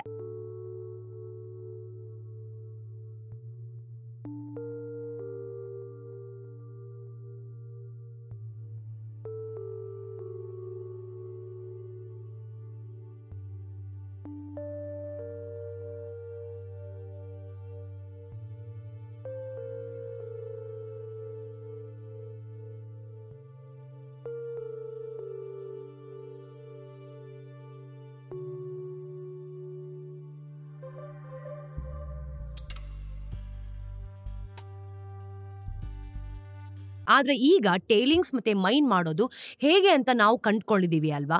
ಮತ್ತೆ ಕೆಲವು ಸಲ ಮೊದಲನೇ ಸಲ ಮೈನ್ ಮಾಡಿದಕ್ಕಿಂತ ಉತ್ತಮ ಮಿನರಲ್ ಈ ಗ್ರೇಡ್ಸ್ಗಳು ನಾವು ಪಡೆಯುತ್ತಿರೋ ತರನೇ ಕಾಣುತ್ತೆ. ಇದು ಎರಡು ಕಡೆಯಿಂದನೂ ಕೂಡ ಲಾಭ, ಹೆಚ್ಚು ಮಿನರಲ್ಸ್ ಕೂಡ ಕಡಿಮೆ ವೇಸ್ಟ್ ಆಗ್ಬೋದು. ಇನ್ನು ಆರ್ಟಿಫಿಷಿಯಲ್ ಇಂಟೆಲಿಜೆನ್ಸ್ ಕೂಡ ಇಲ್ಲಿ ಒಂದು ಪಾತ್ರನ ವಹಿಸುತ್ತೆ. ಕಂಪನಿಗಳು AI ಅನ್ನ ಎಲ್ಲಿ ಡ್ರಿಲ್ ಮಾಡಬೇಕು, ಹೇಗೆ ಪ್ರಾಸೆಸ್ ಮಾಡಬೇಕು, ತಮ್ಮ ಆಪರೇಷನ್ಸ್ ಗಳನ್ನ ಎಷ್ಟು ಎಫಿಷಿಯಂಟ್ ಆಗಿ ಎಲ್ಲಿ ಮಾಡಬೇಕು ಅಂತ ಪ್ಲಾನ್ ಮಾಡೋದಕ್ಕೆ ನಿರ್ಧರಿಸೋದಕ್ಕೆ ಇದನ್ನ ಬಳಸ್ತಾರೆ. ಇಲ್ಲೂ ಕೂಡ ಚೈನಾ ತನ್ನ ಡಾಮಿನೆನ್ಸ್ ಅನ್ನ ತೋರಿಸ್ತಿದೆ. ಅದೇ ಒಂದು ಸಮಸ್ಯೆ. ಈ ಒಂದು ಅಡ್ವಾನ್ಸ್ಡ್ ಪ್ರಾಸೆಸ್ ಬೇಕಾದ ಹೆಚ್ಚಿನ ನಾಲೆಜ್ ಆಗಿರ್ಬೋದು ಮತ್ತೆ ಪೇಟೆಂಟ್ಸ್ ಗಳನ್ನ ಚೈನಾ ಕಂಪನಿಗಳಿಗೆ ಕೊಟ್ಟಿದೆಯಂತೆ. ಹಾಗೇನೆ ಅವುಗಳು ಕೂಡ ಜಾಸ್ತಿ ಹಂಚ್ಕೊಳ್ತಿಲ್ಲ ಬೇರೆ ಯಾವ ದೇಶಗಳ ಹತ್ರನೂ. ಇದು ಬೇರೆ ದೇಶಗಳ ಮೊದಲಿಂದಲೇ ನಾವು ನೋಡಿದಾಗ ಮುಂಚೆಯಿಂದಲೇ ಶುರು ಮಾಡಬೇಕಾಗಿತ್ತು ಅನ್ನೋ ಒಂದು ಪಿಕ್ಚರ್ನ ತೋರಿಸ್ತಿದೆ.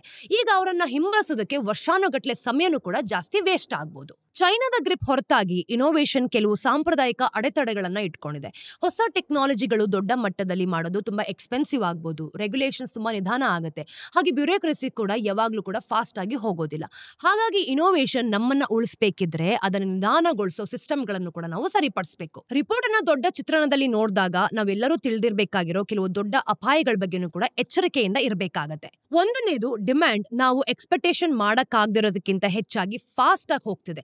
ಕೇವಲ ಗ್ರೀನ್ ಎನರ್ಜಿಯಿಂದ ಮಾತ್ರ ಅಲ್ಲ, AI, ರೊಬೋಟಿಕ್ಸ್ ಮತ್ತೆ ಏರೋಸ್ಪೇಸ್ ಇಂದಲೂ ಕೂಡ ಈ ಒಂದು ಹೊಸ ಇಂಡಸ್ಟ್ರಿ ಈಗಾಗಲೇ ಪ್ರೆಷರ್ ನಲ್ಲಿ ಇದೆ ಅನ್ನೋದು ಕೂಡ ತೋರಿಸ್ತಿದೆ. ಸಪ್ಲೈ ಚೈನ್ಸ್ ಮೇಲೆ ಇನ್ನಷ್ಟು ಕೂಡ ಜಾಸ್ತಿ ಸ್ಟ್ರೆಸ್ ಆಗ್ಬೋದು.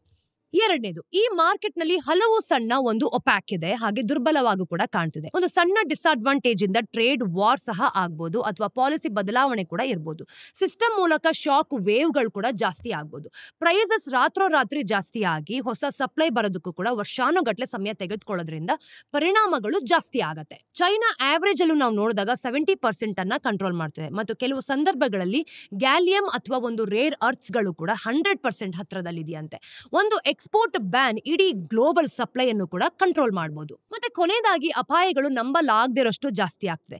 ಈ ಮಿನರಲ್ಸ್ ಗಳು ಕಟ್ ಆಫ್ ಮಾಡಿದ್ರೆ ನಾವು ಕೇವಲ ನಿಧಾನವಾದ EV ಪ್ರೊಡಕ್ಷನ್ ಬಗ್ಗೆ ಮಾತ್ರ ಮಾತಾಡೋದಲ್ಲ, ನಾವು ಸೆಮಿ ಕಂಡಕ್ಟರ್ಸ್ ಗಳು, ಡಿಫೆನ್ಸ್ ಸಿಸ್ಟಮ್ಗಳು, ಕ್ಲೀನ್ ಎನರ್ಜಿ ಹಾಗೆ ನ್ಯಾಷನಲ್ ಸೆಕ್ಯೂರಿಟಿ ಒಂದು ಅಡ್ಡಿ ಮಾಡ್ತಿರೋ ಬಗ್ಗೆನೂ ಕೂಡ ಮಾತಾಡೋ ಹಾಗೆ ಆಗುತ್ತೆ. ಇದು ಕೇವಲ ಎಕನಾಮಿಕ್ಸ್ ಬಗ್ಗೆ ಅಲ್ಲ, ನಾವು ಡಿಪೆಂಡ್ ಆಗಿರೋ ಸಿಸ್ಟಮ್ಗಳ ಬಗ್ಗೆ, ಚಲಿಸುವಂತಹ ಒಂದು ಸಂವಹನಗಳ ಬಗ್ಗೆ, ಹಾಗೆ ನಮ್ಮನ್ನ ರಕ್ಷಿಸ್ಕೊಳ್ಳೋ ಕಂಪ್ಲೀಟ್ ಆಗಿ ನೋಡ್ತಿರುವಂತಹ ಒಂದು ಸಿಸ್ಟಮ್ ಬಗ್ಗೆ ಎಲ್ಲನೂ ಕೂಡ ಅಡ್ಡದಿಡ್ಡಿ ಜಾಸ್ತಿ ಆಗ್ಬೋದು. ಕ್ರಿಟಿಕಲ್ ಮಿನರಲ್ಸ್ ಗಳಿಗಾಗಿ ನಡೆಯೋ ಈ ಸ್ಪರ್ಧೆಯಲ್ಲಿ ನಿಜವಾಗ್ಲೂ ಅಪಾಯದಲ್ಲಿರೋದು ಇದೆ. ಕೇವಲ ಟೆಕ್ನಾಲಜಿ ಮಾತ್ರ ಅಲ್ಲ, ಕೇವಲ ವ್ಯಾಪಾರ ಮಾತ್ರ ಅಲ್ಲ, ನಮ್ಮ ಫ್ಯೂಚರ್ ಭವಿಷ್ಯನೂ ಕೂಡ ಅಪಾಯದಲ್ಲಿದೆ. ಸ್ನೇಹಿತರೆ, ಇದಷ್ಟು ಸ್ಟೋರೀಸ್ ನ ಅಪ್ಡೇಟ್ ಟಿಡ್ಬಿಟ್ಸ್ ಏನು ಅಂತ ನೋಡ್ಕೊಂಬರೋಣ. ನಂಬರ್ 1, ಫಾಕ್ಸ್ಕಾನ್ ತನ್ನ India unit use on technology ಇಂಡಿಯಾಗೆ $1.541 ಬಿಲಿಯನ್ ಇನ್ವೆಸ್ಟ್ಮೆಂಟ್ ಮಾಡೋದಕ್ಕೆ ಘೋಷಣೆ ಮಾಡಿದೆ. ಇದು ಅವರ ಸಿಂಗಾಪುರ್ ಬೇಸ್ಡ್ ಸಬ್ಸಿಡಿಯರಿ ಮೂಲಕ ಆಗೋಗಿರೋದು. ಅಂದ್ರೆ ರೆಗ್ಯುಲೇಟರಿ ಫಿಲ್ಲಿಂಗ್ ಪ್ರಕಾರ ನೋಡಿದಾಗ ₹10 ಅಂತೆ 12.77 ಬಿಲಿಯನ್ ಶೇರ್ಗಳನ್ನ ಪರ್ಚೇಸ್ ಮಾಡೋ ಮುಖಾಂತರ ಈ ಇನ್ವೆಸ್ಟ್ಮೆಂಟ್ ಅನ್ನ ಮಾಡಲಾಗ್ತದೆ. ಆಪಲ್ ತನ್ನ ಮ್ಯಾನುಫ್ಯಾಕ್ಚರಿಂಗ್ ಫುಟ್ ಪ್ರಿಂಟ್ಸ್ ಅನ್ನ ಚೈನಾದಿಂದ ಬೇರೆ ಕಡೆಗೆ ಡೈವರ್ಸಿಫೈ ಮಾಡೋದ್ರಿಂದ ಈ ಒಂದು ನಡೆಯೋ ಮಹತ್ವ ಕೂಡ ತಗೊಂಡಿದೆ ನೋಡಿ. ಮಾರ್ಚ್ 2024ರಲ್ಲಿ ಆಪಲ್ ಭಾರತದಿಂದ ಅಮೆರಿಕಾಗೆ $2 ಬಿಲಿಯನ್ ಮೌಲ್ಯದ 600 ಟನ್ ಐಫೋನ್ಗಳನ್ನ ಎಕ್ಸ್ಪೋರ್ಟ್ ಮಾಡಿತ್ತು. ಇದು ಆಪಲ್ ನ ಗ್ಲೋಬಲ್ ಸಪ್ಲೈ ಚೈನ್ ನಲ್ಲಿ ಭಾರತದ ಪಾತ್ರ ಹೆಚ್ಚುತ್ತಿರೋದನ್ನು ಕೂಡ ತೋರಿಸುತ್ತಿದೆ. ಈ ಹೊಸ ಕ್ಯಾಪಿಟಲ್ ತಮಿಳುನಾಡಲ್ಲಿ ಫಾಕ್ಸ್ಕಾನ್ ನ ಎಕ್ಸ್ಪಾನ್ಷನ್ಗೆ ಸಹಾಯ ಮಾಡ್ತಿದೆ ಅಂತ ಕೂಡ ಎಕ್ಸ್ಪೆಕ್ಟ್ ಮಾಡಲಾಗ್ತಿದೆ. ತಮಿಳುನಾಡು ಒಂದು ಪ್ರಮುಖ ಎಲೆಕ್ಟ್ರಾನಿಕ್ ಮ್ಯಾನುಫ್ಯಾಕ್ಚರಿಂಗ್ ಹಬ್ ಆಗಿದೆ ಅಂತಾನೆ ಹೇಳ್ಬೋದು. ವಿಶಾಲ ಮಾರುಕಟ್ಟೆಯ ಮೇಲೆ ಇದರ ಪರಿಣಾಮ ಕೂಡ ಏನು ಅನ್ನೋದನ್ನು ಕೂಡ ಇನ್ನು ಸ್ಪಷ್ಟವಾಗಿಲ್ಲ. ಆದ್ರೆ ಈ ಡೀಲ್ ಹೈಟೆಕ್ ಮ್ಯಾನುಫ್ಯಾಕ್ಚರಿಂಗ್ ಡೆಸ್ಟಿನೇಷನ್ ಆಗೋ ಹಾಗೆ ಭಾರತದ ಆನ್ ಗೋಯಿಂಗ್ ಪುಷ್ಗೆ ಹೊಂದಿಕೊಳ್ಳುತ್ತೆ ಅನ್ನೋದು ಕೂಡ ತೋರಿಸ್ತಾ ಇದೆ. ನಂಬರ್ 2, ಡೈಗೋದ ಇಂಡಿಯನ್ ಆರ್ಮ್ನ ಒಂದು United spirits limited Q4 FY25 ನಲ್ಲಿ ತನ್ನದೇ ಆದ stand alone profit after tax ಅನ್ನ ಕೊಟ್ಟಿದೆ. 451 ಕ್ರೋರ್ಸ್ಗೆ ಹೆಚ್ಚಿಸಿಕೊಂಡಿದೆ ನೋಡಿ. ಇದು ಹಿಂದಿನ ವರ್ಷಕ್ಕೆ ಹೋಲಿಸಿದ್ರೆ 17% ಇಯರ್ ಆನ್ ಇಯರ್ ಏರಿಕೆ ಆಗಿರೋದು. ಅಂದ್ರೆ ಈಗ ಕ್ವಾರ್ಟರ್ಲಿ ನೆಟ್ ಸೇಲ್ಸ್ ವ್ಯಾಲ್ಯೂನ ನಾವು ನೋಡಿದಾಗ 2946 ಕ್ರೋರ್ಸ್ ಅಲ್ಲಿ ಇದೆ. ಅಂದ್ರೆ 10.5% ಇಯರ್ ಆನ್ ಇಯರ್ ಗ್ರೋತ್ ಅನ್ನ ತೋರಿಸಿದೆ. ಆದ್ರೆ ಸಂಪೂರ್ಣ FY25 ವರ್ಷಕ್ಕೆ ನಾವು ನೋಡಿದಾಗ ಈ ಒಂದು ಪ್ಯಾಟ್ ಹಿಂದಿನ ಹಣಕಾಸು ವರ್ಷದಲ್ಲಿ 1312 ಕ್ರೋರ್ಸ್ ಇಂದ 1158 ಕ್ರೋರ್ಸ್ಗೆ ಇಳಿದೋಗಿದೆ. ವರ್ಷದ ಗ್ರಾಸ್ ರೆವಿನ್ಯೂ ಸ್ವಲ್ಪ ಏರಿಕೆಯನ್ನು ಕಂಡಿದ್ದು 6394 ಕ್ರೋರ್ಸ್ ಇಂದ 6549 ಕ್ರೋರ್ಸ್ಗೆ ತಲುಪೋಗಿದೆ. ಇನ್ನು ಪಾಪ್ಯುಲರ್ ಸೆಗ್ಮೆಂಟ್ 1.1% ಬೆಳವಣಿಗೆಯನ್ನು ಕಂಡಿದೆ. ಇನ್ನು ಕಂಪನಿಯು ಕೂಡ ಈ ಒಂದು ಕ್ವಾರ್ಟರ್ಲಿ ರಿಸಲ್ಟ್ಸ್ ಬೆಳವಣಿಗೆಯಿಂದ ಪ್ರಮುಖ ಟ್ರೇಡ್ ಮಾರ್ಕ್ಗಳಲ್ಲಿನ ಉತ್ತಮ ಕಾರ್ಯಕ್ಷಮತೆಯನ್ನು ಕೂಡ ತಗೊಂಬಂದುಕೊಟ್ಟಿದೆ. ಇನ್ನು ಆಂಧ್ರ ಪ್ರದೇಶ ಮಾರುಕಟ್ಟೆಯಲ್ಲಿ ನಾವು ನೋಡಿದಾಗ ಮರುಪ್ರವೇಶ ಮಾಡುವಂತಹ ಕಾರಣ ಕೂಡ ಇದೆ ಅಂತ ಸಿಇಒ ಪ್ರವೀಣ್ ಸೋಮೇಶ್ವರ್ ಅವರು ಹೇಳಿರೋದು. ಇನ್ನು ಬೇಡಿಕೆಯ ವಾತಾವರಣ ಸವಾಲಿನಿಂದ ನಾವು ನೋಡೋದಾದ್ರೆ ಈ ಕಂಪನಿಯು P&A ನಲ್ಲಿ ತನ್ನ ತ್ರೈಮಾಸಿಕ ರಿಪೋರ್ಟ್ ನಲ್ಲಿ 13.2% NSV ಗ್ರೋತ್ ಅನ್ನ ಸಾಧಿಸಿದೆ. ತನ್ನ ಮೀಡಿಯಂ ಟರ್ಮ್ ಎಬಿಟಾ ಕೂಡ ಗೈಡೆನ್ಸ್ ಕಡೆಗೆ ಮೊಮೆಂಟಮ್ ಕಾಯ್ದುಕೊಂಡಿದೆ ಅನ್ನೋದು ಇಲ್ಲಿ ತೋರಿಸುತ್ತೆ. ಬಿಟ್ State Bank of India SBI ತನ್ನ ಒಂದು ಬೋರ್ಡ್ ಅಪ್ರೂವಲ್ ಪಡೆದುಕೊಂಡಿದೆ. FY26 ನಲ್ಲಿ $3 ಬಿಲಿಯನ್ ವರೆಗೆ ಲಾಂಗ್ ಟರ್ಮ್ ಡೆಟ್ ಇನ್ಸ್ಟ್ರೂಮೆಂಟ್ಸ್ ಮೂಲಕ ಹಣವನ್ನ ರೇಸ್ ಮಾಡೋದಕ್ಕೆ ಅನುಮತಿ ಕೊಟ್ಟಿದೆ. ಈ ಹಣವನ್ನ ಒಂದೇ ಅಥವಾ ಹೆಚ್ಚು ಟ್ರಾಂಚಸ್ ನಲ್ಲಿ USD ಅಥವಾ ಇತರ ಪ್ರಮುಖ ವಿದೇಶಿ ಕರೆನ್ಸಿಗಳಲ್ಲಿ ಸೀನಿಯರ್ ಅನ್ಸೆಕ್ಯೂರ್ಡ್ ನೋಟ್ಸ್ ಗಳ ಪಬ್ಲಿಕ್ ಆಫರ್ಸ್ ಅಥವಾ ಪ್ರೈವೇಟ್ ಪ್ಲೇಸ್ಮೆಂಟ್ಸ್ ಗಳ ಮೂಲಕ ಸಂಗ್ರಹಿಸಲಾಗುತ್ತೆ. FY25 ನಲ್ಲಿ SBI ನ ಒಂದು ಇಂಟರ್ನ್ಯಾಷನಲ್ ಬಿಸಿನೆಸ್ ಗಮನಾರ್ಹ ಬೆಳವಣಿಗೆಯನ್ನು ಕಂಡಿದೆ. Gross overseas advance 14.84% year on year ಹೆಚ್ಚಾಗಿದ್ದು 6.19 ಟ್ರಿಲಿಯನ್ ವರೆಗೂ ತಲುಪಿದೆ. ಅಂದ್ರೆ ಫಾರಿನ್ ಡೆಪಾಸಿಟ್ಸ್ ಬೇಸ್ ಅಲ್ಲಿ ನಾವು ನೋಡಿದಾಗ 12.3% ಏರಿಕೆನ ಕಂಡಿದೆ ಅಂತ. ಇನ್ನು 2.15 ಟ್ರಿಲಿಯನ್ ಆಗಿರೋದ್ರಿಂದ ಬ್ಯಾಂಕಿನ ಗ್ಲೋಬಲ್ ಕ್ರೆಡಿಟ್ ಪೋರ್ಟ್ಫೋಲಿಯೋ ಕೂಡ ತುಂಬಾ ಸ್ಟೇಬಲ್ ಆಗಿ ಸಮತೋಲನದಲ್ಲಿದೆ. ಇನ್ನು ಎಕ್ಸ್ಟರ್ನಲ್ ಕಮರ್ಷಿಯಲ್ ಬಾರೋಯಿಂಗ್ಸ್ ಕೂಡ ಲೋಕಲ್ ಓವರ್ಸೀಸ್ ಕ್ರೆಡಿಟ್ ಮತ್ತೆ ಟ್ರೇಡ್ ಫೈನಾನ್ಸ್ ಇವೆಲ್ಲವೂ ಕೂಡ ಒಟ್ಟಿಗೆ ಸೇರಿಕೊಂಡು ಕ್ರೆಡಿಟ್ ನಲ್ಲಿ ಸರಿಸುಮಾರು 1/3 ಕೊಡುಗೆ ಕೊಡ್ತಿದೆ. ಇನ್ನು SBI ನ ಇಂಟರ್ನ್ಯಾಷನಲ್ ಆಪರೇಷನ್ಸ್ ನೋಡಿದಾಗ ಅಮೆರಿಕ, ಸಿಂಗಾಪುರ್ ಈ ಒಂದು ಗಿಫ್ಟ್ ಸಿಟಿಯ ವೆಸ್ಟ್ ಏಷ್ಯಾ ಮತ್ತೆ ಈಸ್ಟ್ ಏಷ್ಯಾಗಳಲ್ಲಿ ಏರಿಕೆಯನ್ನು ಕೂಡ ಹರಿದುಕೊಂಡಿದೆ. ಸ್ನೇಹಿತರೆ, ಇದಷ್ಟು ಝೀರೋದ ಮಾರ್ಕೆಟ್ಸ್ ನ ದ ಡೈಲಿ ಬ್ರೀಫ್ ನ ಅಪ್ಡೇಟ್. ನಿಮ್ಮೆಲ್ಲರಿಗೂ ಸಹ ವಿಡಿಯೋ ಇಷ್ಟ ಆಗ್ತಿದೆ ಅಂತ ನಾನು ಅನ್ಕೊಂಡಿದ್ದೀನಿ. ಇಷ್ಟ ಆದಲ್ಲಿ ಲೈಕ್ ಮಾಡಿ, ಶೇರ್ ಮಾಡಿ, ಸಬ್ಸ್ಕ್ರೈಬ್ ಮಾಡಿ. ಮತ್ತಷ್ಟು ಅಪ್ಡೇಟ್ಸ್ ಒಂದಿಗೆ ನಾನು ನಿಮಗೆ ಮುಂದಿನ ವಿಡಿಯೋಲಿ ಸಿಗ್ತೀನಿ. Till then take care.